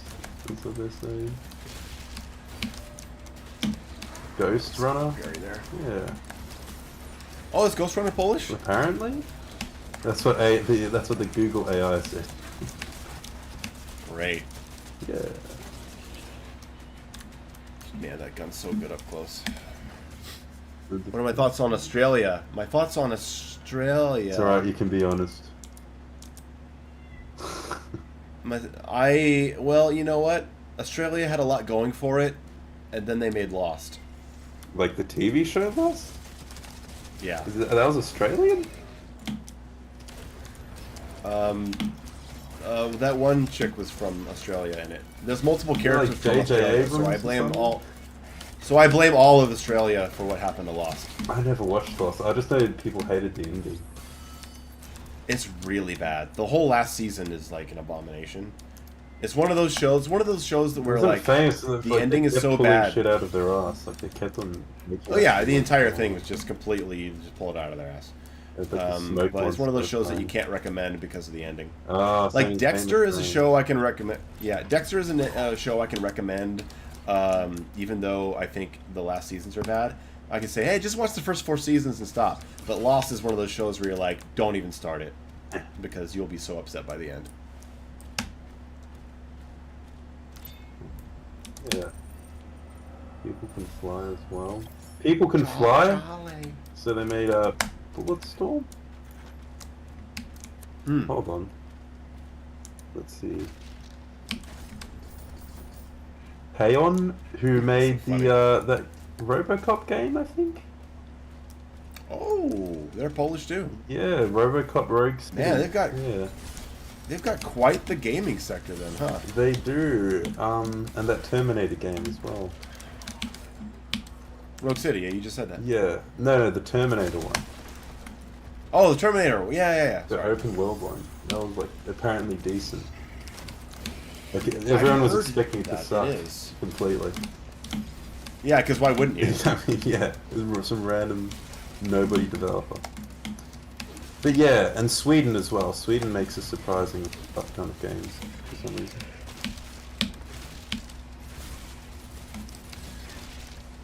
Okay, done. I don't know. Payday, so.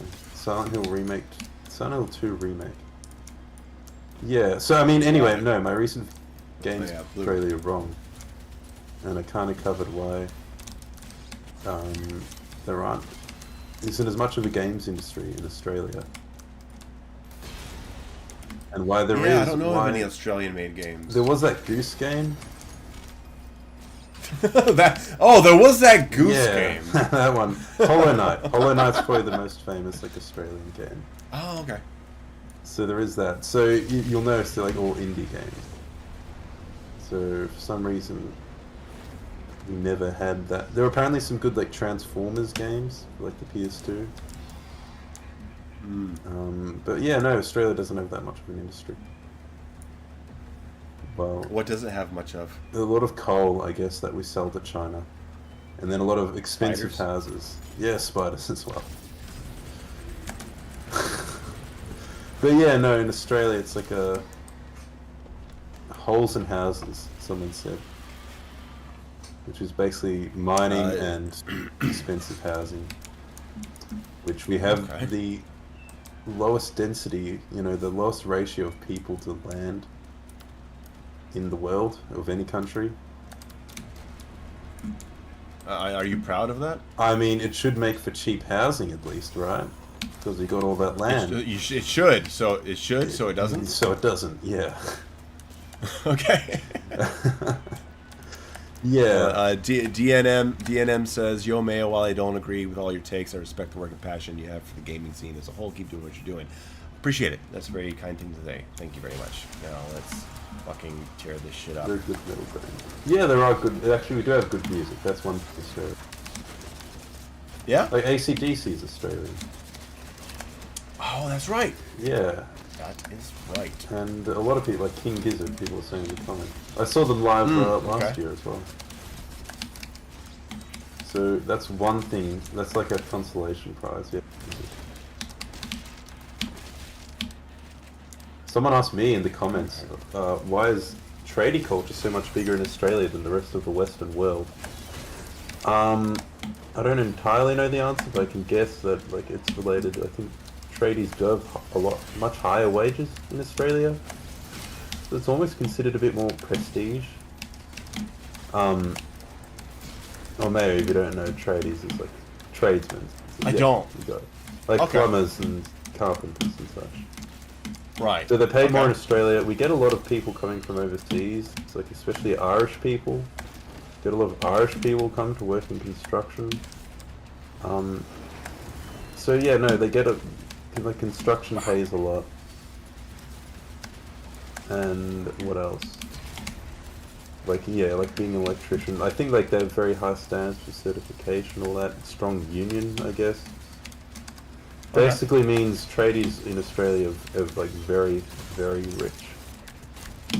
If you're working in mining, or you work as like an electrician or something, you're gonna make a lot of money. Whereas if you want to invent something, no one wants to invest in your thing. Because why invest in a person who has an idea, could invest in a house? Why invest in a person at all? That's the future we're heading towards. I mean, yeah, that's true as well. But in Australia, I mean, they're not even investing in AI in Australia. They're not really... They're not? Well, I mean, probably, but not as much as, I'd say, other countries are. DNM with $5 Australian, I guess, says, "LOL, I didn't expect you to see that. Keep up the work, sir." Also, who's this other Australian? This is Shredded Nerd. He's got a YouTube channel, and it's very good. He does. You did more gaming stuff before, and now you do more kind of like social commentary. And, I guess so. It's like opinion all kinds stuff. of... Well, the latest video was game related, although it did veer into social commentary. I don't want to be strictly on social commentary, though. Like I said before, I want to do that Boomer Shooter video. Because it'll give me like a good excuse to play a bunch of these games that I haven't got around to yet. Also, I got a video planned on Halo. Hey, Another one. throwback. Yeah, throwback. It will be about the AI and why I like it. Okay. I remember thinking the AI was good even back when I played it when it first came out. Yeah, I mean it's it's well made. It's very expressive. I'm gonna be talking about how yeah, Halo does have good, and I'll be trying to break down kind of reasons why. Like I did make that one Doom video that did very well on like a that did great. binary space partitioning, which I do actually like. If you don't know my field of expertise, well, it's strange to call me an expert, but it is what I studied, is computer science. So, work as like a... Makes sense. Yeah, as an engineer, software engineer. So making more videos on that would be interesting as well. And I'm surprised for such a technical video it got that many views.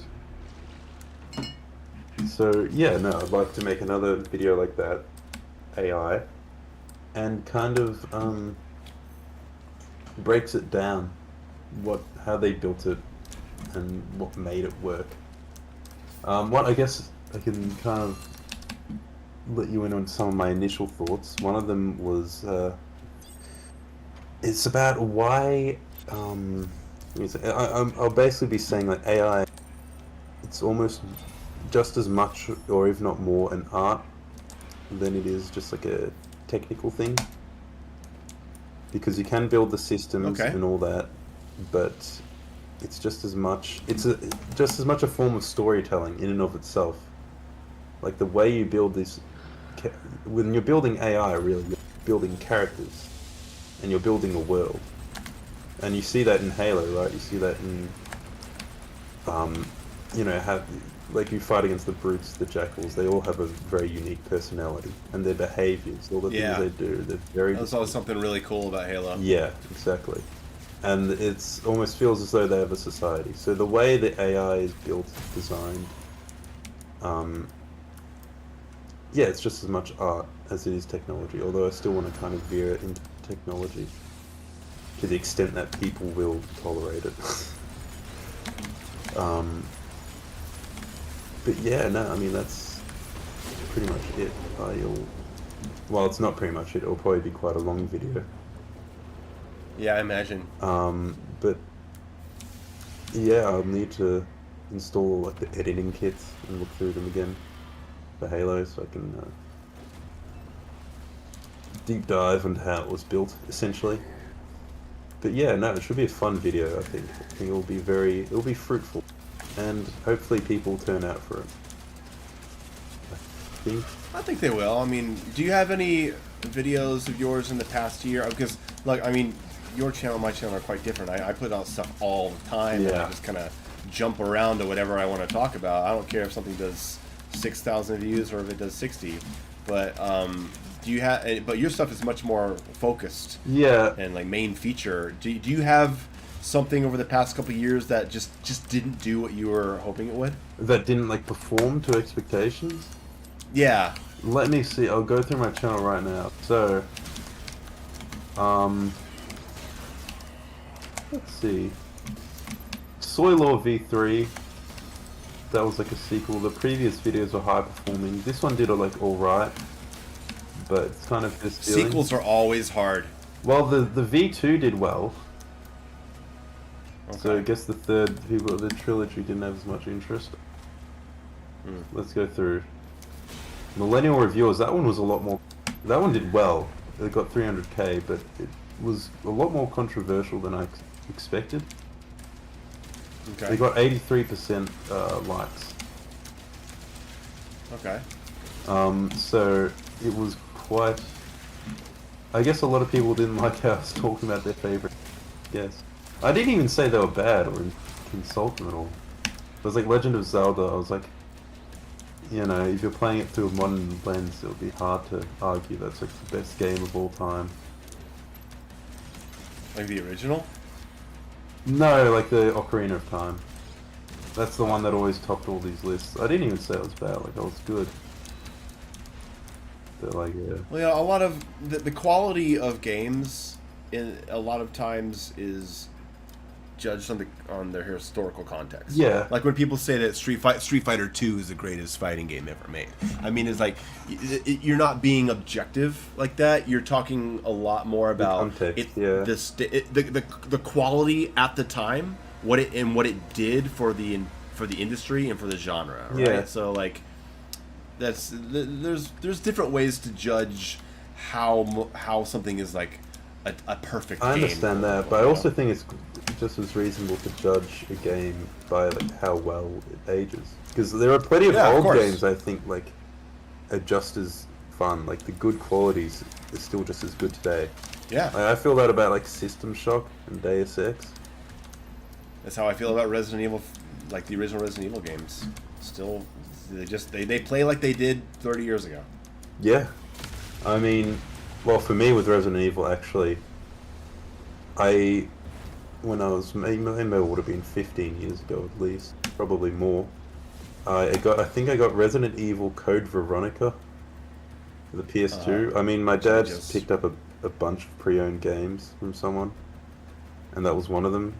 And I went through and tried them all. Like I played all of them. And I tried this one, and I didn't enjoy it. Veronica I think me as a has- child, I tried. No, I mean eh. I didn't complete it. I tried like first level, and I put it down and never went back to play it again. And that was I think it's got some good survival horror aspects to it, but there's other things that I don't really. that was my like only about it. experience with it, and I probably played for like. I would've Resident played Evil as a 12, whole? Yeah. Well, I have Resident Evil 7 Oh. on Steam, and that was. a Oh good no, one. we're talking like the original games. The only one you played was Veronica. Yeah. Only one I picked that's up on PlayStation. tragic. Yeah. I mean, if you're ever open to it, you should get the HD remaster of Resident Evil 1 that's on Steam. Okay. Yeah. I mean, I've got so many That's other the game- games. I that's still the- need to yeah. play. That's the GameCube remake from 2002 Right. of the 1996 original, which is considered to be the best survival horror game of all time. And there's a Sure. 2015 HD remaster of it, and it's glorious. It's wonderful. Yeah. It is the standard of classic. I survival should horror. definitely give it another chance. Although RE7, people told Yeah. me that one was good. It is good, but I think RE7 is good like for half of it, and then the rest of it kind of falls Goes apart. downhill. Does it get woke? Yeah. As soon as you get to the boat, you get worried. Okay, yeah. I have Resident Evil 7 and Resident Evil 6 benchmark tool on Steam for some Uh-huh. reason. I've been meaning to play Hitman. I haven't actually played those yet. I've never played one either. I feel They bad look about really it. good, especially the new ones. They look like they got the kind of sandbox quality that I love in games. Like a bit like Dishonored. I enjoyed Dishonored a lot. It's like got the. Canteen says, Mayo, tell him to play as Jill if he plays RE1. Yeah, you have to play as Jill. And make sure you don't lower the difficulty, because normal is the highest it gets. Okay. Someone says Tatsuya. Yeah, don't play Chris, because Chris only has 3 inventory slots, and Jill has 8. And playing the game the first time with 6 inventory slots is hell. Tatsuya says, will you review Dead or Alive Extreme Beach Volleyball? Yep. Yeah, for $2,000. I'll do it for free. Someone buy it for me. All right. Nah, Well, I I mean, I'm not gonna. Don't hold me. to you, that. you get what you pay for. You get what you pay for, guys. All these Let's fuckers. see. All right, so I don't know if you see my screen. These are nightmare imps. Imps that are nearly invisible, Yes. and you can't target them with the shield bash. But if you shield toss them, it reveals their location, and they throw these projectiles at you that are fences. They're projectile fences, so you can't shoot through them. Oh. So they shoot defensive fence projectiles at you that track your location, Oh, fuck. and you don't notice they're there in the big fights, and then they're just blah, right in your face. God. They're my favorite AI, because there's something that you always have to kind of keep in the back of your mind Yes. of something that might come out and totally screw you. Yeah, I like this. I like the constant pressure you have in these. Well, they're very, they control the intensity of it quite well. Yeah. In these, like, And even these guys with those laser balls right there, those laser balls do like 50 damage on Nightmare. Oof. It is like you'll be in the thick of it. And I'm Fighting's in the making this thick big of it, and they everybody just. knows. Bzzzt. What is that from? That's from KSI's song. Like, people were praising it. I think he won a Grammy. You know the YouTuber KSI? Just a little He's bit. famous. I know that I saw he was famous for like playing Elden Ring and liking it. That's the only thing. Yeah, he did that Elden Ring stream where he like dressed up and all that. Yeah. You know, his real name's Yakub, and he released this song called "Thick of It," and people loved it. Yeah, like it was like a meme song. It's like, he said you're not keeping up with youth culture, so probably haven't heard about it. But "Thick of It" by KSI, it's a great song. Thick of it. Okay. Yeah, Yeah, I'll put it on the long list of things that I will never pay attention to. Angry says, "Do you have a favorite gun in the Dark Ages?" My favorite gun is probably the rocket launcher because of the parry rocket. The parry rocket is the coolest thing ever. But I also really like the cycler in the way that it arcs shock. And then someone else says, "Weird questions, but would I ever play Jet Grind Radio?" Probably not. Yeah, I don't see myself playing Jet Grind Radio. Have you played Jet Grind Radio? Jet Grind Radio. Yeah, that's a Dreamcast game, isn't it? Oh, Jet Set Radio? Or is it like another one? Or is that different? Is like a sequel or something? Oh, Jesus Christ! Ugh. I also lowered the parry window to the lowest setting, so I'm kind of really, and I also raised the game speed to 110%. So all these little timing changes have really kind of fucked up my reactions. Oof, there we go. Crit says, "Bros trolling Mayo. Quote, people loved it. Great song." What are you talking about? I don't know. Mayo, have you played any Dark Souls? Yeah, I played 5 hours of Dark Souls 1, and I hated every second of it. And so I don't play Dark Souls games. I enjoyed Dark Souls. Yeah, it's just not my thing. Like, I'm not saying any of it's bad. It's just that it's just completely full of everything I don't like. What a fucking skill issue. You only That's a skill issue. You just suck at it. That's the whole issue. You just suck at it. It's like, well, yeah, I do suck because I don't like it enough to get better. Like, do people not understand that concept? No, you just suck. Like, if you suck at a game, you have to like what you're doing maybe to want to get better. You'd enjoy it. Yeah. It's roll stuff anyway. Another 20 hours. It is roll slop. You know what happened in Dark Souls? In like 5 hours in, after I was fighting those fucking rats, so I walked up. Like, if this is me here, so I'm the Doom guy. If I'm the Dark Souls Slayer, and I was walking this way under a bridge, and there was a wall to my right. I was walking along the wall, and there was a soldier in front of me, and I went to swing my sword, and my sword kept hitting the wall that was to the right of me, while the guy kept slashing at me, and I said, "I'm out." Yeah, it's a skill issue. yeah, that's fine. That's fine. Yeah, you gotta just learn the game, I guess. Yeah. You also just gotta learn what you don't enjoy and not force yourself to suffer, because not every game's for you. That is a lesson that you gotta learn when you do this for a living. Mature. Or else you just end up miserable. Wow, they're so emotionally mature.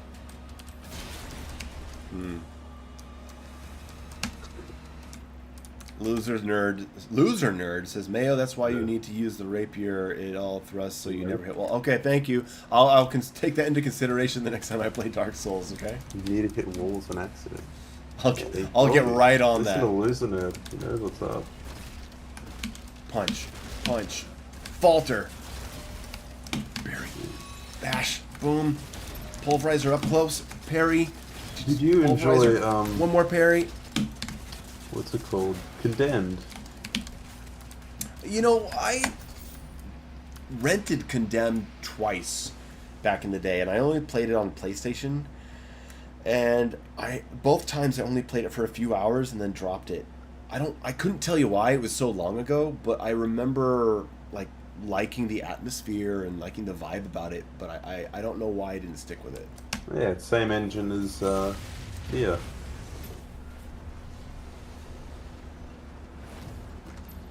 Is Monolith.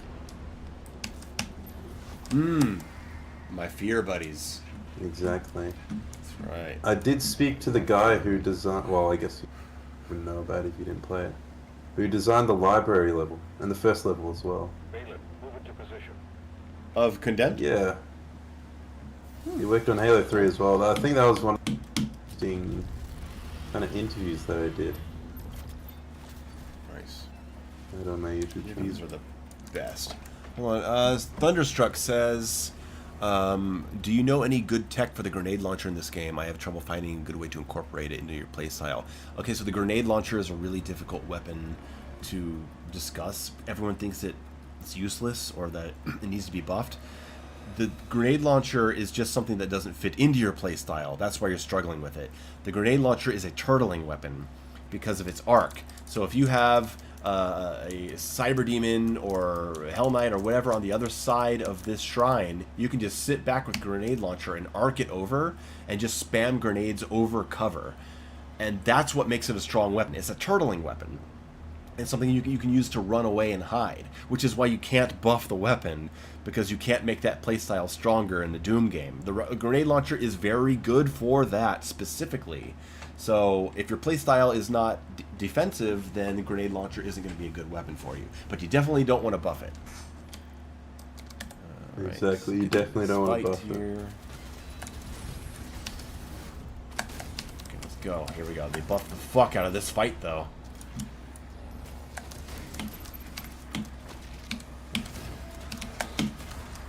Alright, let's see the fight. Yeah, that barrel.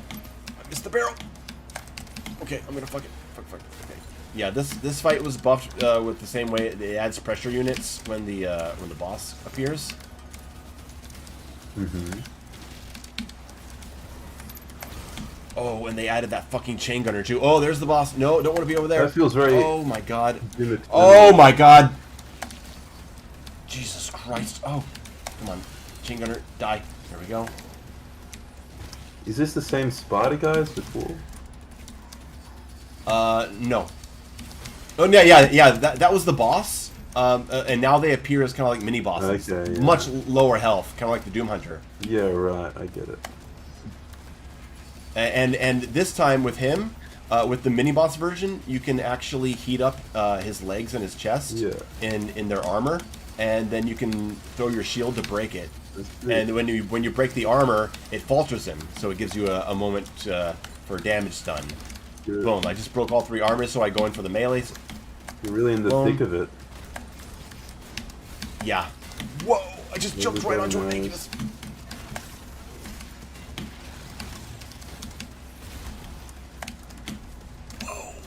Whoa! Let's go cycler. Long distance. 2 Hell Knights on my left.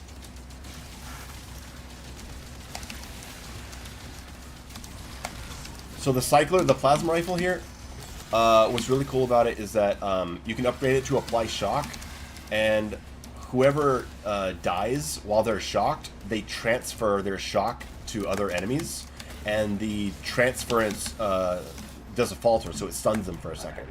So if you can, it's really cool. You can just, if you can keep the kills going, you can just keep chaining shock around the arena, and especially if it transfers to zombies and stuff. So let's say you have like a big fucking guy in the middle, but the zombies are shocked. Yes. You can just keep killing zombies to just refalter the guy over and over. It's really cool. Like Right. it's not the Doom Eternal style of upgrading stuff. It's more like upgrading to find synergies and builds. It's cool. Simbarine says welcome to support level 1. I don't know what that means. That's he's a channel member. Joined. Oh, you made it. Oh, well, thank you for becoming a channel member. I appreciate you. Means he gets the logo. Much. Let me answer this message here. Hey, I think we'll be there, like, I don't know, depending on how many beers we get. So, like, Getting beers. 11? Yeah, well, I'm going out. Well, it's kind of a dual thing. Going out for a friend's birthday and going out because I want to do something nice for hitting 150,000 subs. It's a nice landmark. It's a good excuse, right? Are you getting a beer for me? Well, I don't know. It depends on what you drink. What do you drink? Oh, fucking. I miss some Australian beers. Just a VB. It'd be great. Okay. Well, I mean, I'm speaking more of like styles of beers. Oh. Are you a light beer drinker? Are you Bitter, I light guess. Beer drinker? You like the bitter? Yeah. Have you? Are you a stout fan? I am. Yes, I like bitters. I love me an imperial chocolate stout. Oh, chocolate hipstery. Energy production is down. Yeah, I really love. Have you got that twirling mustache as well? Would have him executed if he left. And like I don't suspenders. No, man. But I love those like chocolate coffee peanut butter stouts that are like black as like the black hole, We dark are and young. thick as milk. I love them. 12 or 13% alcohol. Stump clap Just hey. like Awesome. clap clap hey. Fuck you guys. That's one you Let me like my let me like what I like. Come on. Okay, I'll send you a All song right. this time, and now you have to listen to it because it's relevant to you this time. Oh, is it? I don't know if I believe you. It is relevant to your Is it? IPA addiction. I don't have an IPA addiction. It's a stout addiction. I don't like IPAs that much. Oh yeah, stout. But you're, hipster stouts. Kyle Gordon, We Will Never Die, featuring Cody Red Wing and the Broken Something. Oh, just looking at that thumbnail, I do. Okay, first of all, I do not look like that. Right? Just to set the record straight, I do not look like that. But you're that Right. era. But I am not that era. Absolutely not. That's the Imperial Stout IPA's hot sauce collection era. Oh man. Hey, there's nothing wrong with hot sauce, dude. No, hot sauce is great. They're having a whole hot sauce collection. That's the era we're talking of. Hot sauce collection. Well, I mean, I've got my Tabasco. I have some habanero sauce. I have some kind of like botanero sort of salsa. I've got some jalapeno salsa for eggs. Really? So I don't know. Maybe that makes me hipster. A couple Funko Pops. There are 4 more Hellgate. I have one. It's RoboCop. I mean, I had to, right? Yeah, sure. I feel like everyone gets one Funko Pop for the one thing they love, and then beyond I that, think I then did get we one. need to talk. I did. Actually, I think I have a second one. Belle gave me an alien one for my birthday once, but that's not my fault. It was a gift.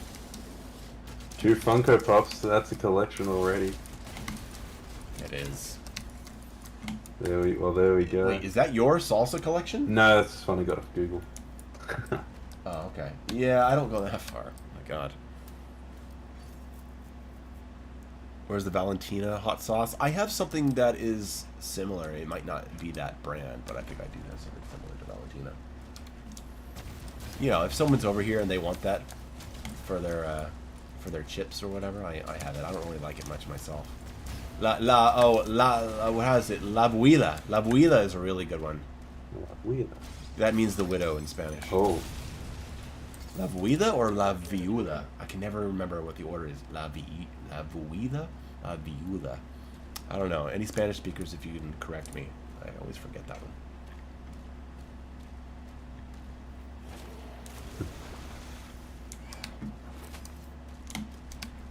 La Viuda. Okay, thanks, guys.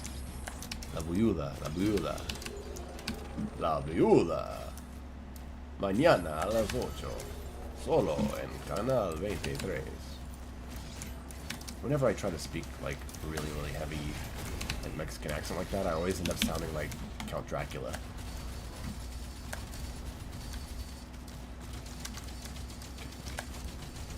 Yeah, run away, you bitch.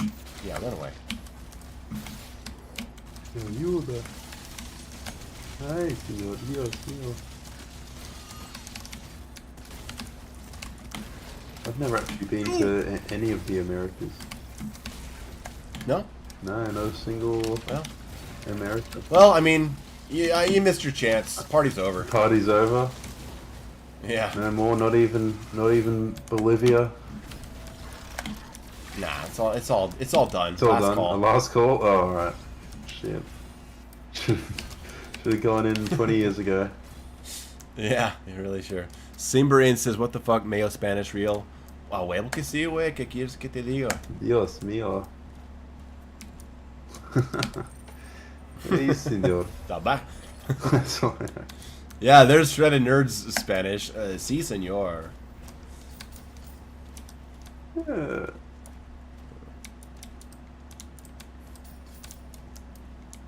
How Pedro, is that Portuguese? I'm not sure. I mean, I don't. I can recognize some Portuguese since I speak Spanish, but I mean, other times I'm just like, oh my god, what the hell is that saying? Mówię trochę po polsku. Dzień dobry.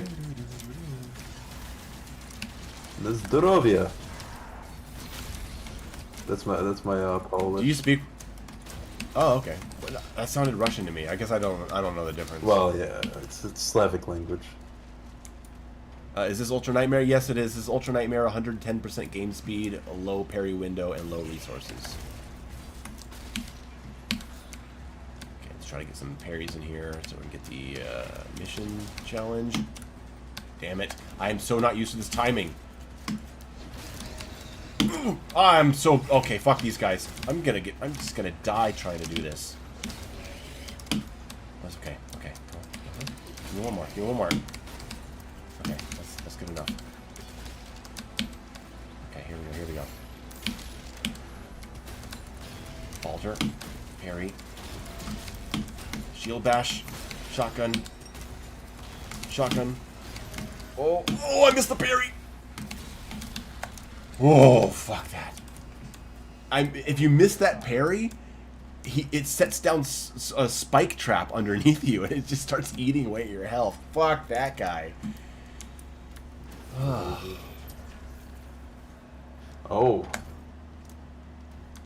I got someone wanting to test the game. I tried 100% UN run. I'm not really into 100% runs. I don't really care about 100%ing every level.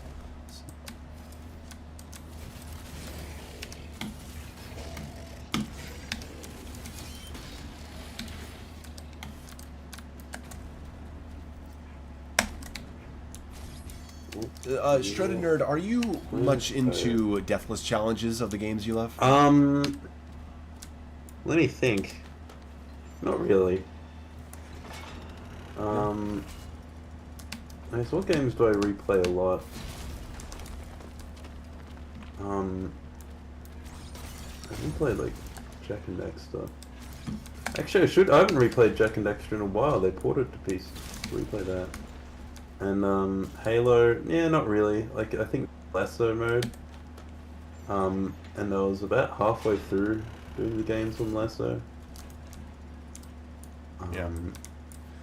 Ferocious says, Yo Mayo, would you be down for the idea of having traditional glory kills strictly for super heavy demons like Agonon Hunters, Cyber Demons?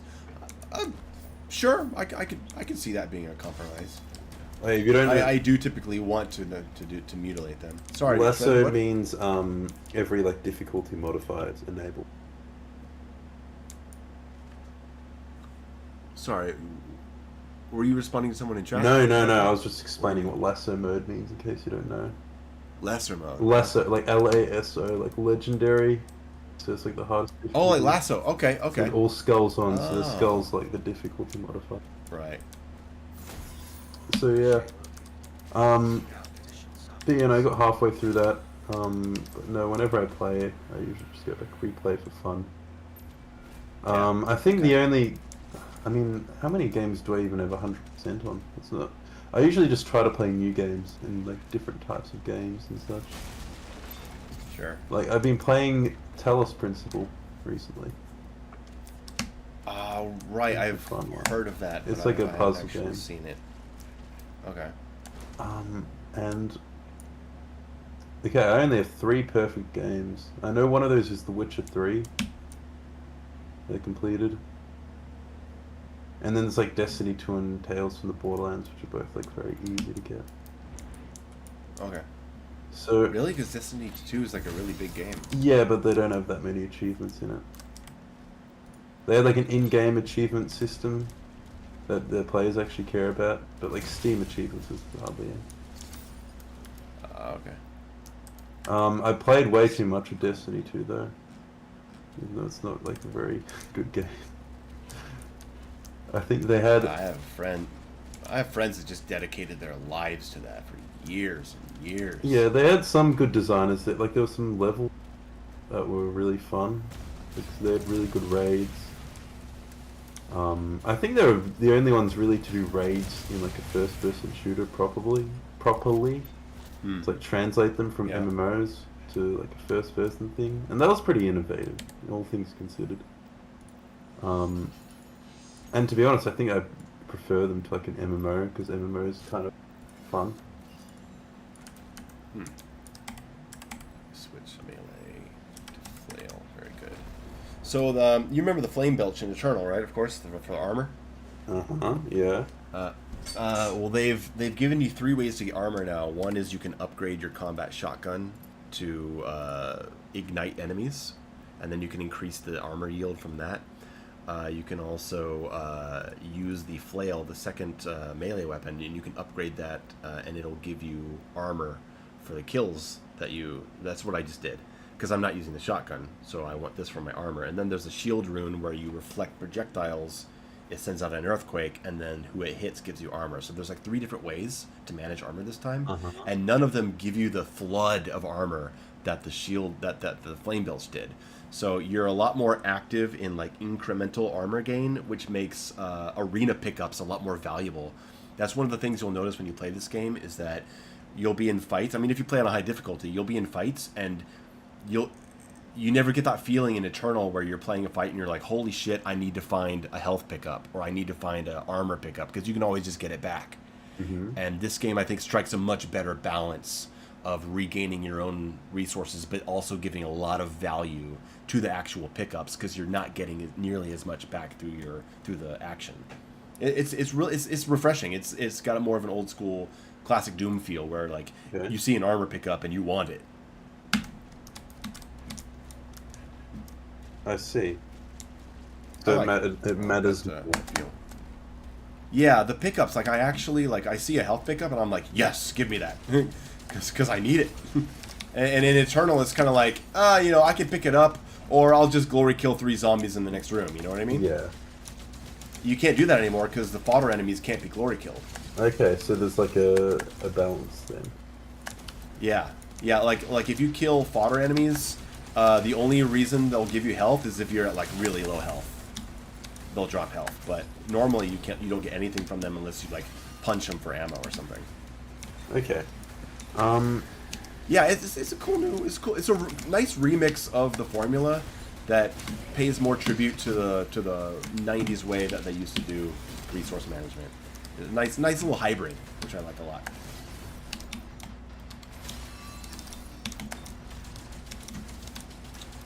Okay, this is one of those big fights.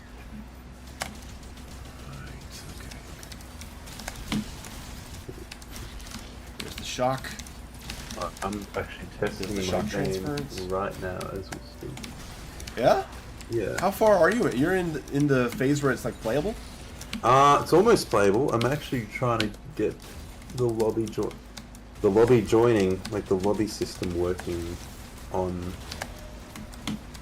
Steam, like in game, on the built game. So I guess not quite playable, but nearly. Like it'll nearly be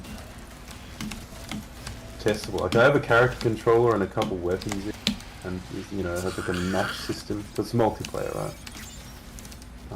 Wow, you're making a multiplayer game. Yeah. Yeah. That's fucking impressive, man.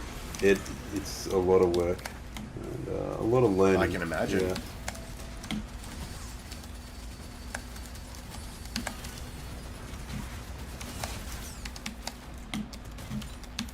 Maybe I'll send you a screenshot when I'm in game if it works. That'd be cool.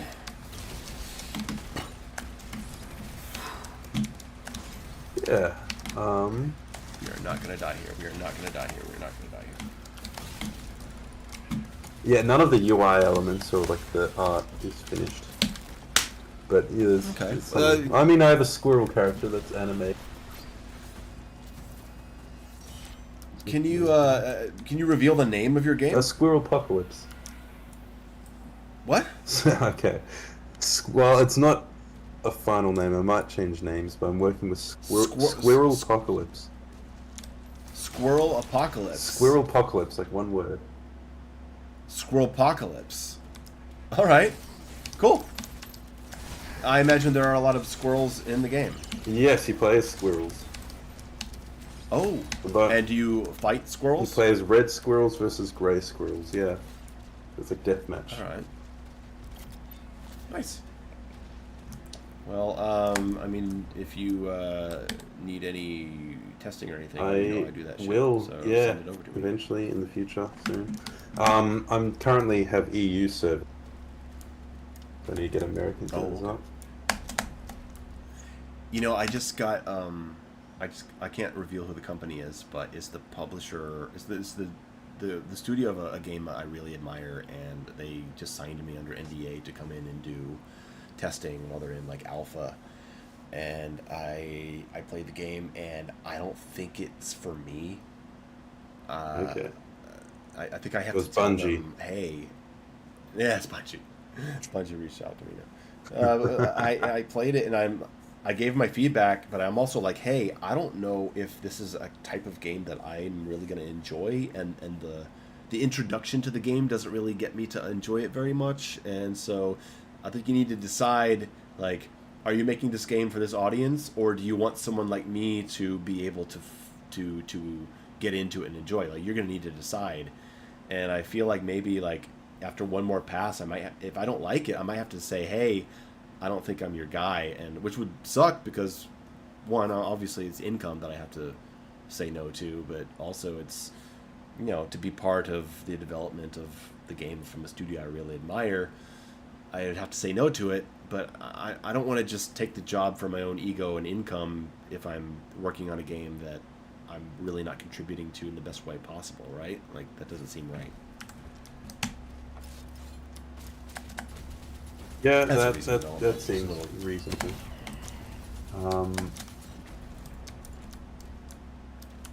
Yeah.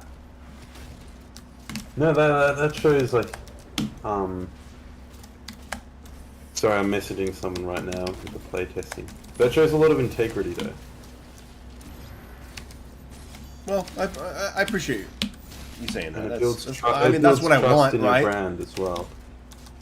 That's From what a I purely want, right? I business don't want them to. perspective, it builds brand trust. Yeah. Well, Um, yeah. Appreciate you saying that. Because I could just milk it, right? Yes, that's true. But that's not good for the game. And at the end of the day, what I want is for good games to come out. That's true, yes.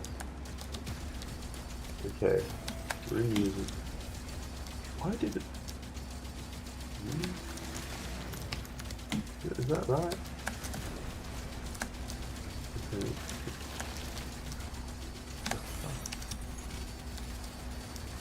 Yeah, it's not even connecting...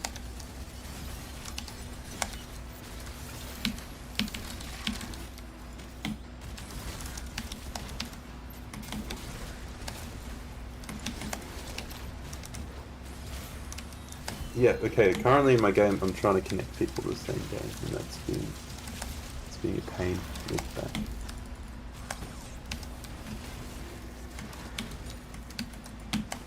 Oh my god, I'm starting to get surrounded here.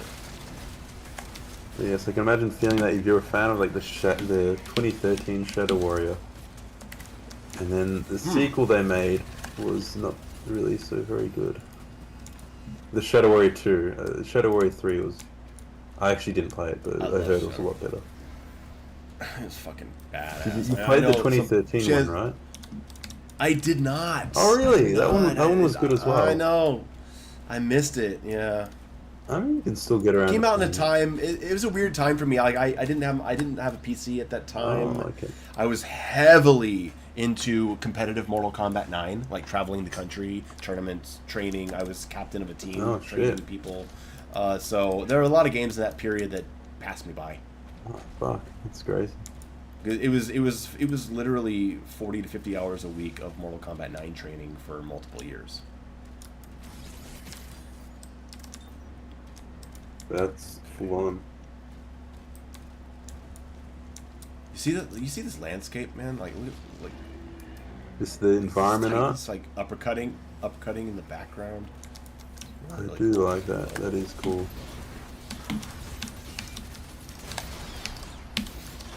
I think that's like good world building. Although you look up, do they have any ships or something?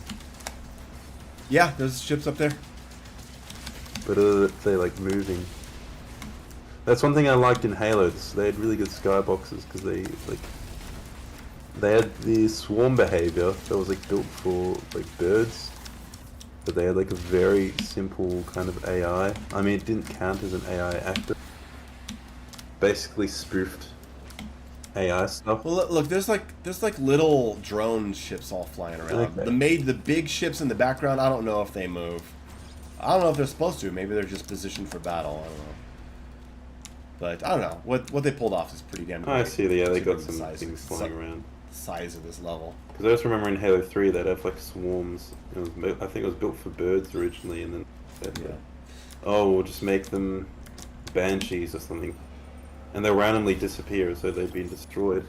So it looks like there's a big battle off in the distance. That's one. Well, that's one thing I'm going to cover in that AI before. It's how they're on the Xbox 360, and they really had very limited resources back then. But they made these battles feel like absolutely massive. Especially if you play through Halo 3, it just feels ginormous. Like it feels massive and galaxy spanning. When in reality, well, I don't know if this kind of spoils it for you, but you're only fighting like maybe 10 dudes at a time, but it feels like giant.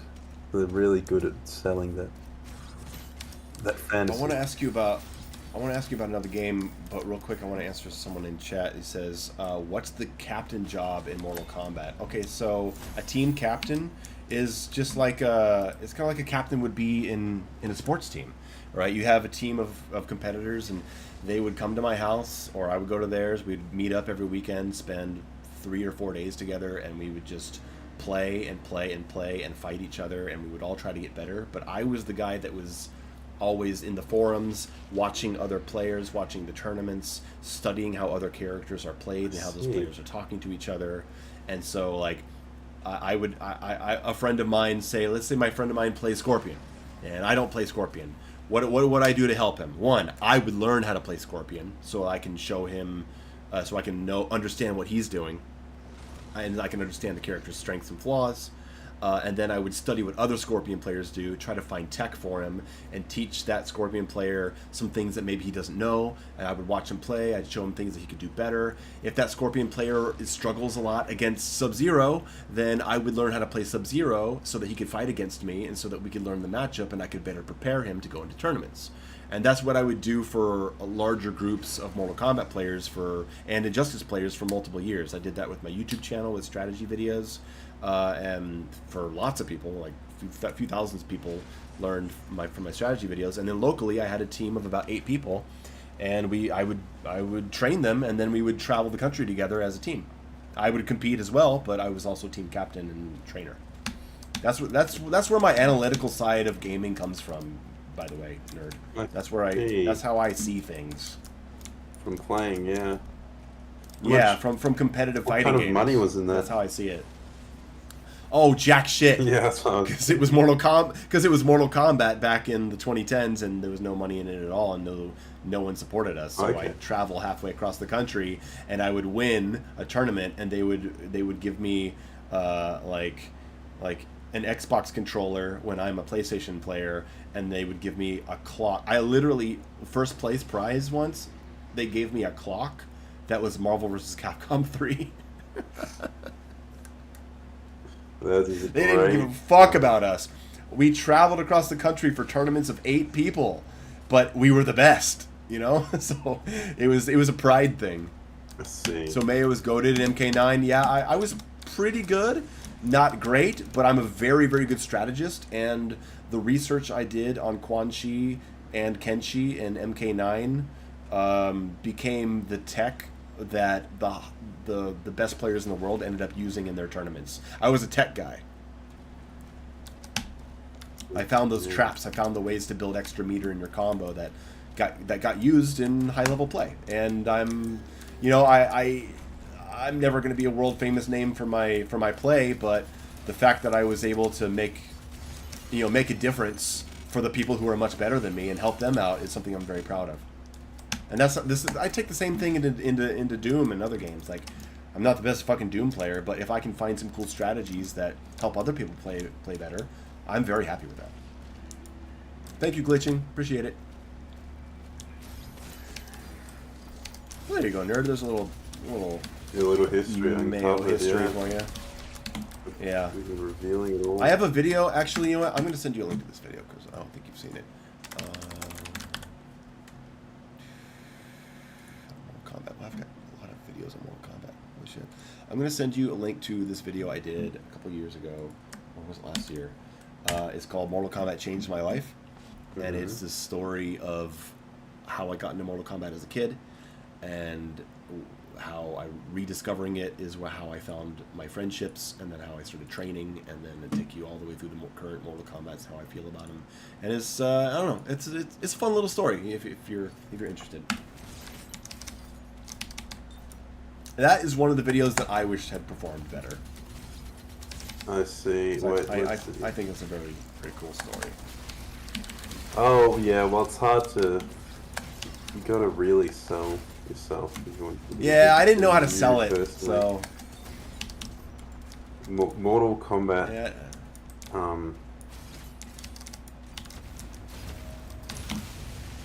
Yeah, I don't know. I don't know how to make a clickier title than Mortal Kombat Changed My Life. I don't know. Saved my life, maybe? But, like, and that is kind of true. That is true. Like, I moved and I was in a place I didn't really have any friends at the time, and so yeah, I mean, like, I found my first friends in a new city because of Mortal Kombat. Oh my god. I see. It could be like gaming changed me completely. Or yeah, I don't know. I hate that part of the game. You know, that so much of your work can all come down to the right title or the right thumbnail. Hundreds of hours of work. yeah, I know. Yeah. It's so stressful. I hate it. I hate that part of the process. Well, that's why I finished this epic and I'm like, oh no, I gotta make the thumbnail. one thing that's helpful is you can, what's it called? If you have like an ideation process, I kind of have a bunch of my video ideas ranked in one like Word document, and I go through them, and this is something I learned that people do. They have like the ideas, the video ideas, and then they have like how it's gonna. Sorry, they have like, oh, here's the kind of title and kind of what I'm generally pitching now. And then I kind of have a selection criteria,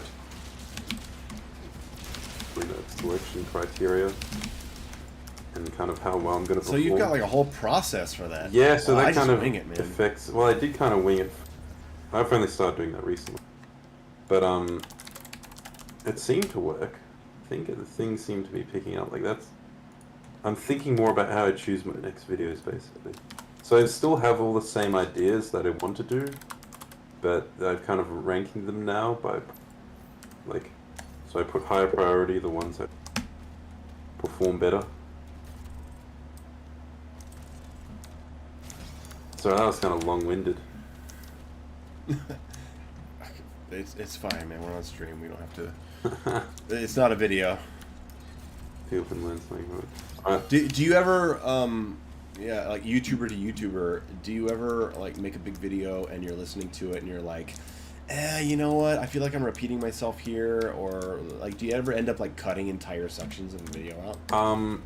I have more recently tried to be better at that, because in the past I would often go meandering. Some people would complain about that and annoyed me would complain about that, so I'm like, alright, maybe there's some issue here, so I try to not meander. So in more recent videos, like I cut out whole sections, or if it's just like something I feel I can't, I'm not adequately addressing, I'll just be like, okay, I'll cut that out. For one, it will make the video easier to edit, and also it will give me more content for later videos, rather than try to cut. Oh wow! Then try to cover. A lot of times a lot of times I'm already fully edited, and I'm like, fuck this entire section. Okay, yeah, I don't do that as often. Yeah, this happens here and there, but you know, it takes a while to like. I think I need to be more probably selective. I think that's.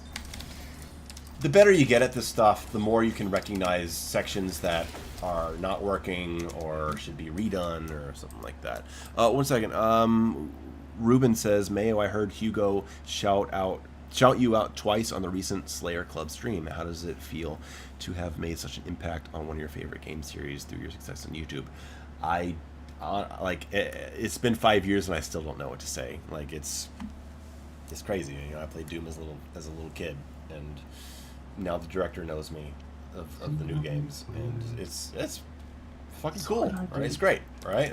I always want it to be something positive.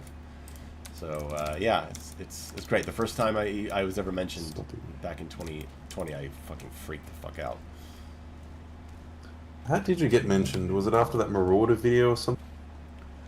Well, the Marauder video happened in the first month of Doom Eternal, and then I was doing my videos, and my channel was blowing up. I was hosting the Doom Eternal podcast, and then December of that year, so that's like 9 months later, Hugo did a community stream where he was going to play, and he started talking about the people in the community that like make a difference, the people that understand the game. And he just started naming some people, like 5 names. He was like, you know, it's Bite Me, it's Midnight, it's Mayo. And then he said that, and I went, what the fuck? And I just kind of lost my mind that they even knew who I was. But then very shortly after that, I published a video on 3 major bugs that Eternal had, and saying, hey, these got to be addressed, or people are going to start getting really upset. And then id Software reached out to me and said, hey, what happened was Hugo actually saw that video, and he took it to Marty directly, and he said, hey, I think we have to address this. And so wait, which video, they reached out to... It was a video on the bugs. It was from 2020 December. It was like internal bugs or something like that. And it got a lot of attention, and the company saw it, and they reached out to me and a few other players, and they said, hey, we want to put you under NDA, and we want to try to fix this stuff, and we're going to send you some builds of the game to try to get this stuff ironed out, and then we can release it as an update. And so I was part of that testing team. There was that, and then right in that same time, me and Alston hosted a Doom Eternal tournament speedrun stream where we had 3 speedrunners try to finish a level at the same time to see who could win. And that was a huge stream, and then Hugo actually ended up calling into it. And so that was our first time talking to him. And then from there, like, you know, it's kind of been, I don't want to call it an open door, but it's like a cracked window where, you know, because I mean, it's a giant company, right? But yeah, and since then, you know, I've had that small connection, and yeah, and so it's ever since then it's been great. And I think Hugo just really appreciates that my videos were about the design of the game, and it was about like the systems and the combat and the philosophy, and I think he probably was happy that he felt somebody else got it and could actually break it down and explain it. And so yeah, that's always been really cool. Right. So yes, Ferocious says, do you remember the full auto sticky bomb fiasco? It wasn't a fiasco, it was a war. Sorry, you were saying, Nerd? So yes, it's the videos on like how the game could have improved. Well, like my videos on like what are they trying to accomplish? Like I think that's what Hugo likes. Okay. Like actually breaking down like okay, game designers, directors, they really love it when someone can talk about how a game can get you to do the things they want you to do, right? Yeah, of course. Because that's a real struggle when you're making a game. Like why are players doing this? Why are players not doing this? Yes. And so when someone can actually talk about like, hey, actually, A, B, C, and D are all working together to make you feel this way so that you do this. Like, and when you can talk about the deeper systems and the foundation and the emotion that these systems create, developers really like that. And I don't think a lot of people talk about it. Yeah. Incentives, natural pressure points, all kinds of stuff like that leads you into playing smart. Let's see, yeah. What software do I use to edit my videos? I use Adobe Premiere 2017. Fuck all those updates. All I need is to be able to fade and like mix audio. I don't need any other fancy shit. Steam, relaunch Steam is gonna fucking make me have to log in.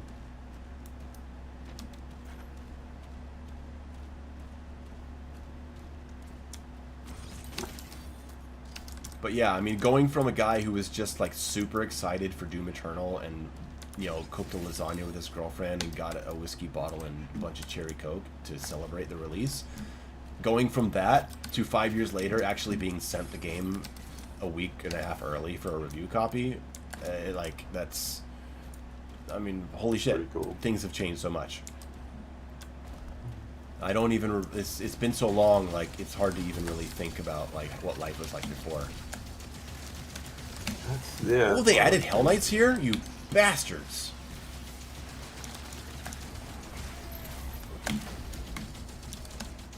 Oh yeah, they definitely spiced this up, didn't they?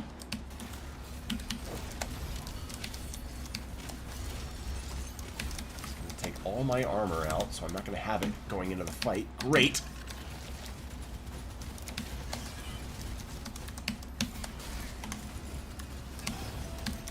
That was a great shield bash right there.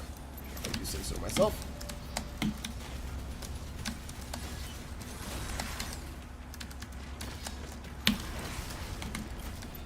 Wow, God, the shield bash is so fucking great. It's so good for like, oh my God, I'm about to die. Turn around, lock onto the zombie halfway across the screen. Get the fuck out.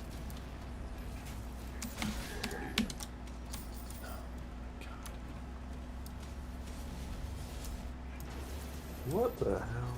I am sorry. I'm logged. What do you see? I'm seeing it's okay. Pretty post.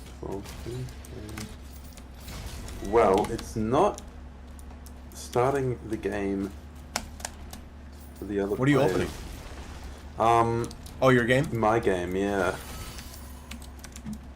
Because when I click this button on the host, it should be starting the game for everyone else, but it's doing it.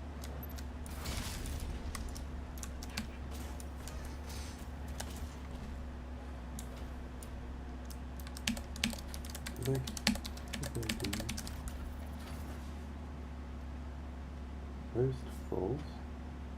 We started false.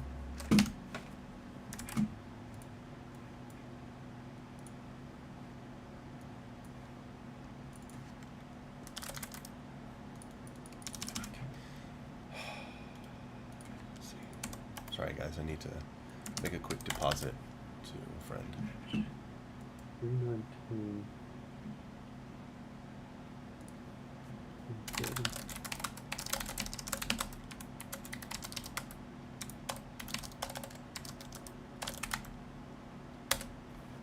go.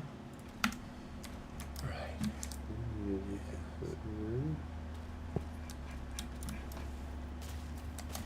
Same Marine says, Mayo, I need you to scream. Everyone fell asleep.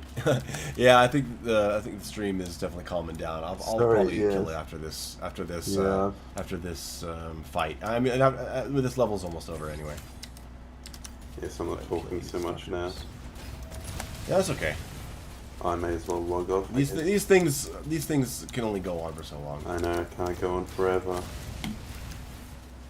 And I'm trying not to drink too. Like, if I were drinking a lot more, I could probably go on a lot more. But I'm saving that because I'm going out later tonight. Oh, right. It's 3:40 here. So I'll probably log off shortly.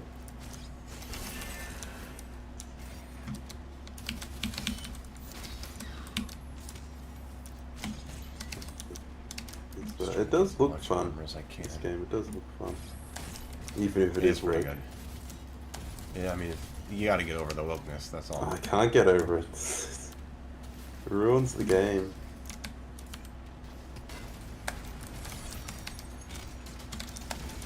Okay, this is a big fight. If you want to watch this, this is pretty good. This is one of the best This big fights in the fight. early game. We'll go up to that. It's gone already. Okay, Cyber Demon's already here. Take out this Mancubus.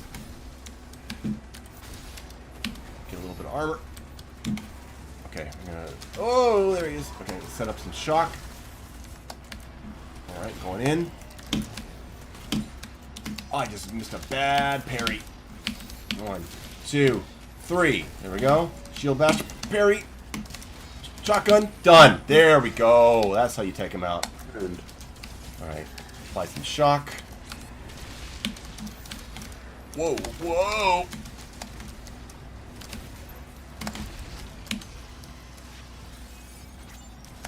Okay, leader is down. Arachnotron's gonna spawn.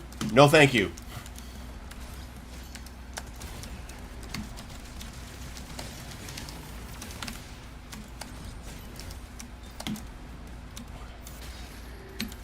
Where's the Mancubus? What's he doing? Okay. Whoa, whoa, whoa, whoa, whoa, whoa, whoa, whoa.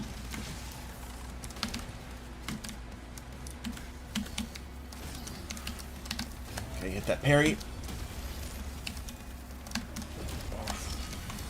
oh yes, by the way, when There we you've go. worked with these, did you get recommended by them to like other developers, whatever? You mean in software, or are you talking about other places? Oh, within software. Because in software, I mean that's too far. That's too. Oh, just, like- no, I mean within like just gaming as a whole.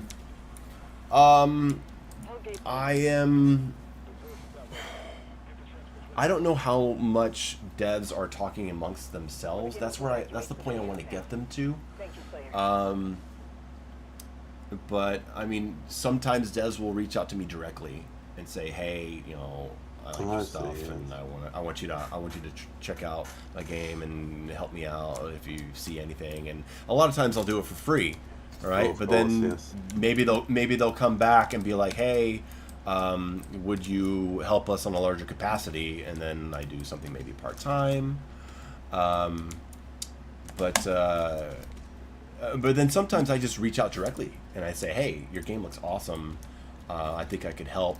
Here's what I've done. Here's all the games I have credits in, and I would love to, let's talk. Let's talk. Maybe I could do a free pass of your game, and then if you like what I do, I could come on." It depends on who I'm talking to, but I don't know how many. But I do have devs in the past year or so that have said that on their next game they want me to come in immediately, and that if they know someone else that needs a QA pass, then they're going to recommend me. So I mean, I'm getting there. I see. I'm getting there. Career I'm happy pivot. where I am now. Yeah, Makes more money it's than been nice. competitive Mortal Kombat. Yeah, it makes more money than YouTube. Probably, yeah. Simbering with $5. He says, "I'm like one of those I was born in the wrong generations dude, but instead of music, I do that with diseases." Okay, Simbering, man, I never know what the fuck you're trying to say, but thank you. Alright, thank you, Simbering. Yes. Oh, room users too. So, at some point,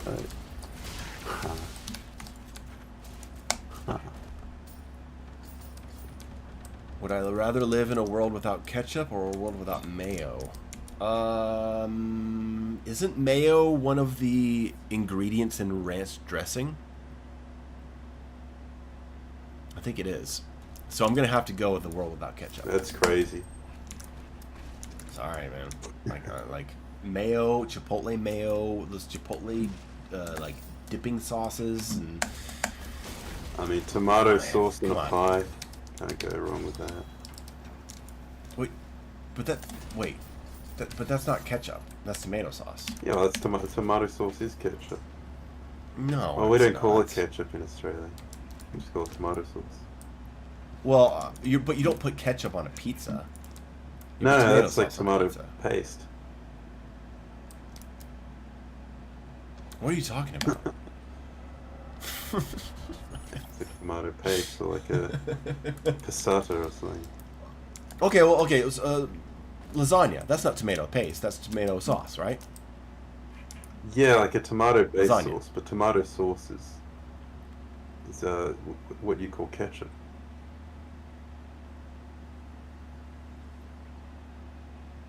So you call tomato sauce tomato-based sauce, and then I was just like, what? you call ketchup tomato sauce?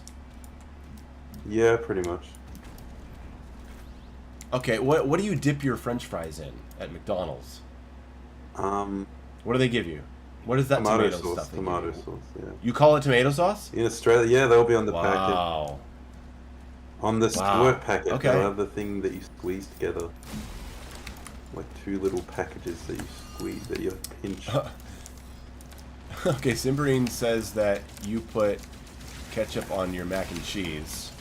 Well, mac and cheese isn't, it's not that big in Australia. The last cannon has been Yeah. destroyed. You put mayonnaise on your mac and cheese? No. Don't put anything on mac and cheese other than Cheese. cayenne pepper. Yeah. Tabasco sauce. No, mac and Gotta cheese make is it not hit. that big in Australia. No? Armadillo says, do you think losing the shield charge when destroying a wall or secret is intended? Nah, that sounds like a bug. Do you know how, One like, of the many in, little bugs. in Ireland, they just call every sauce by its colour. So there's like, Really? yeah, Like- there's like white sauce, red sauce, brown sauce. Okay. That's No, I didn't know that. not super descriptive. Because you don't know which one they're talking about. Alright, this is going to be the end of the level. Siege. Alright, we'll It's wait one until of my the favorite end of levels the in the level and game. then I'll pop off it. Yeah, this is it. We're heading out to the exit. Goodbye, Siege.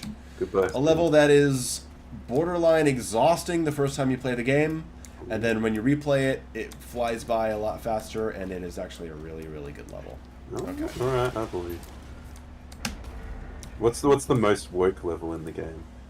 The most woke level. Yeah.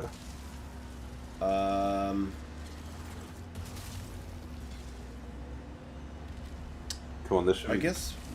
guess maybe I don't know which one it is, but it's the one where Azrek when it Transitions. takes the heart. Azrek Azrek transitions. Azrek takes the heart, the wraith He heart. tells you out his of, pronouns before he fighting. He's the- like, I am the Slayer. You are the Slayer. I don't know how to answer that. I can nothing comes to mind. That's crazy. Boom! Just tightened up. It's just like the Avengers. Shield down. Oh, he got owned. Well, that's not me in the Okay. in there. That's another Titan. Okay, guys, that's gonna be it. I'm back to the level I died in the first 10 minutes of the stream. Congrats. Congratulations. Thank you so much. All right, that's gonna be it. So I want to thank my special guest, Shredded Nerd, for joining me for the conversation. man. Thank you. It was nice to catch up with you. It's been a while since we actually talked. That's true, it has. Yeah. Hey, when you play the game, let me know. I have Yeah, a couple yeah, strategy videos that might absolutely. help you out. Sure. And yeah, I'll catch you later. Take Alright, care, nerd. see Good ya. luck with everything. Bye. And to you guys, thank you so much. I don't know when I'll be back on stream, but I will. And I've got a big Doom the Dark Ages Fury video coming out on Monday that talks about the fun zone of the Dark Ages. I think you're going to like that one. So, alright everyone, take care.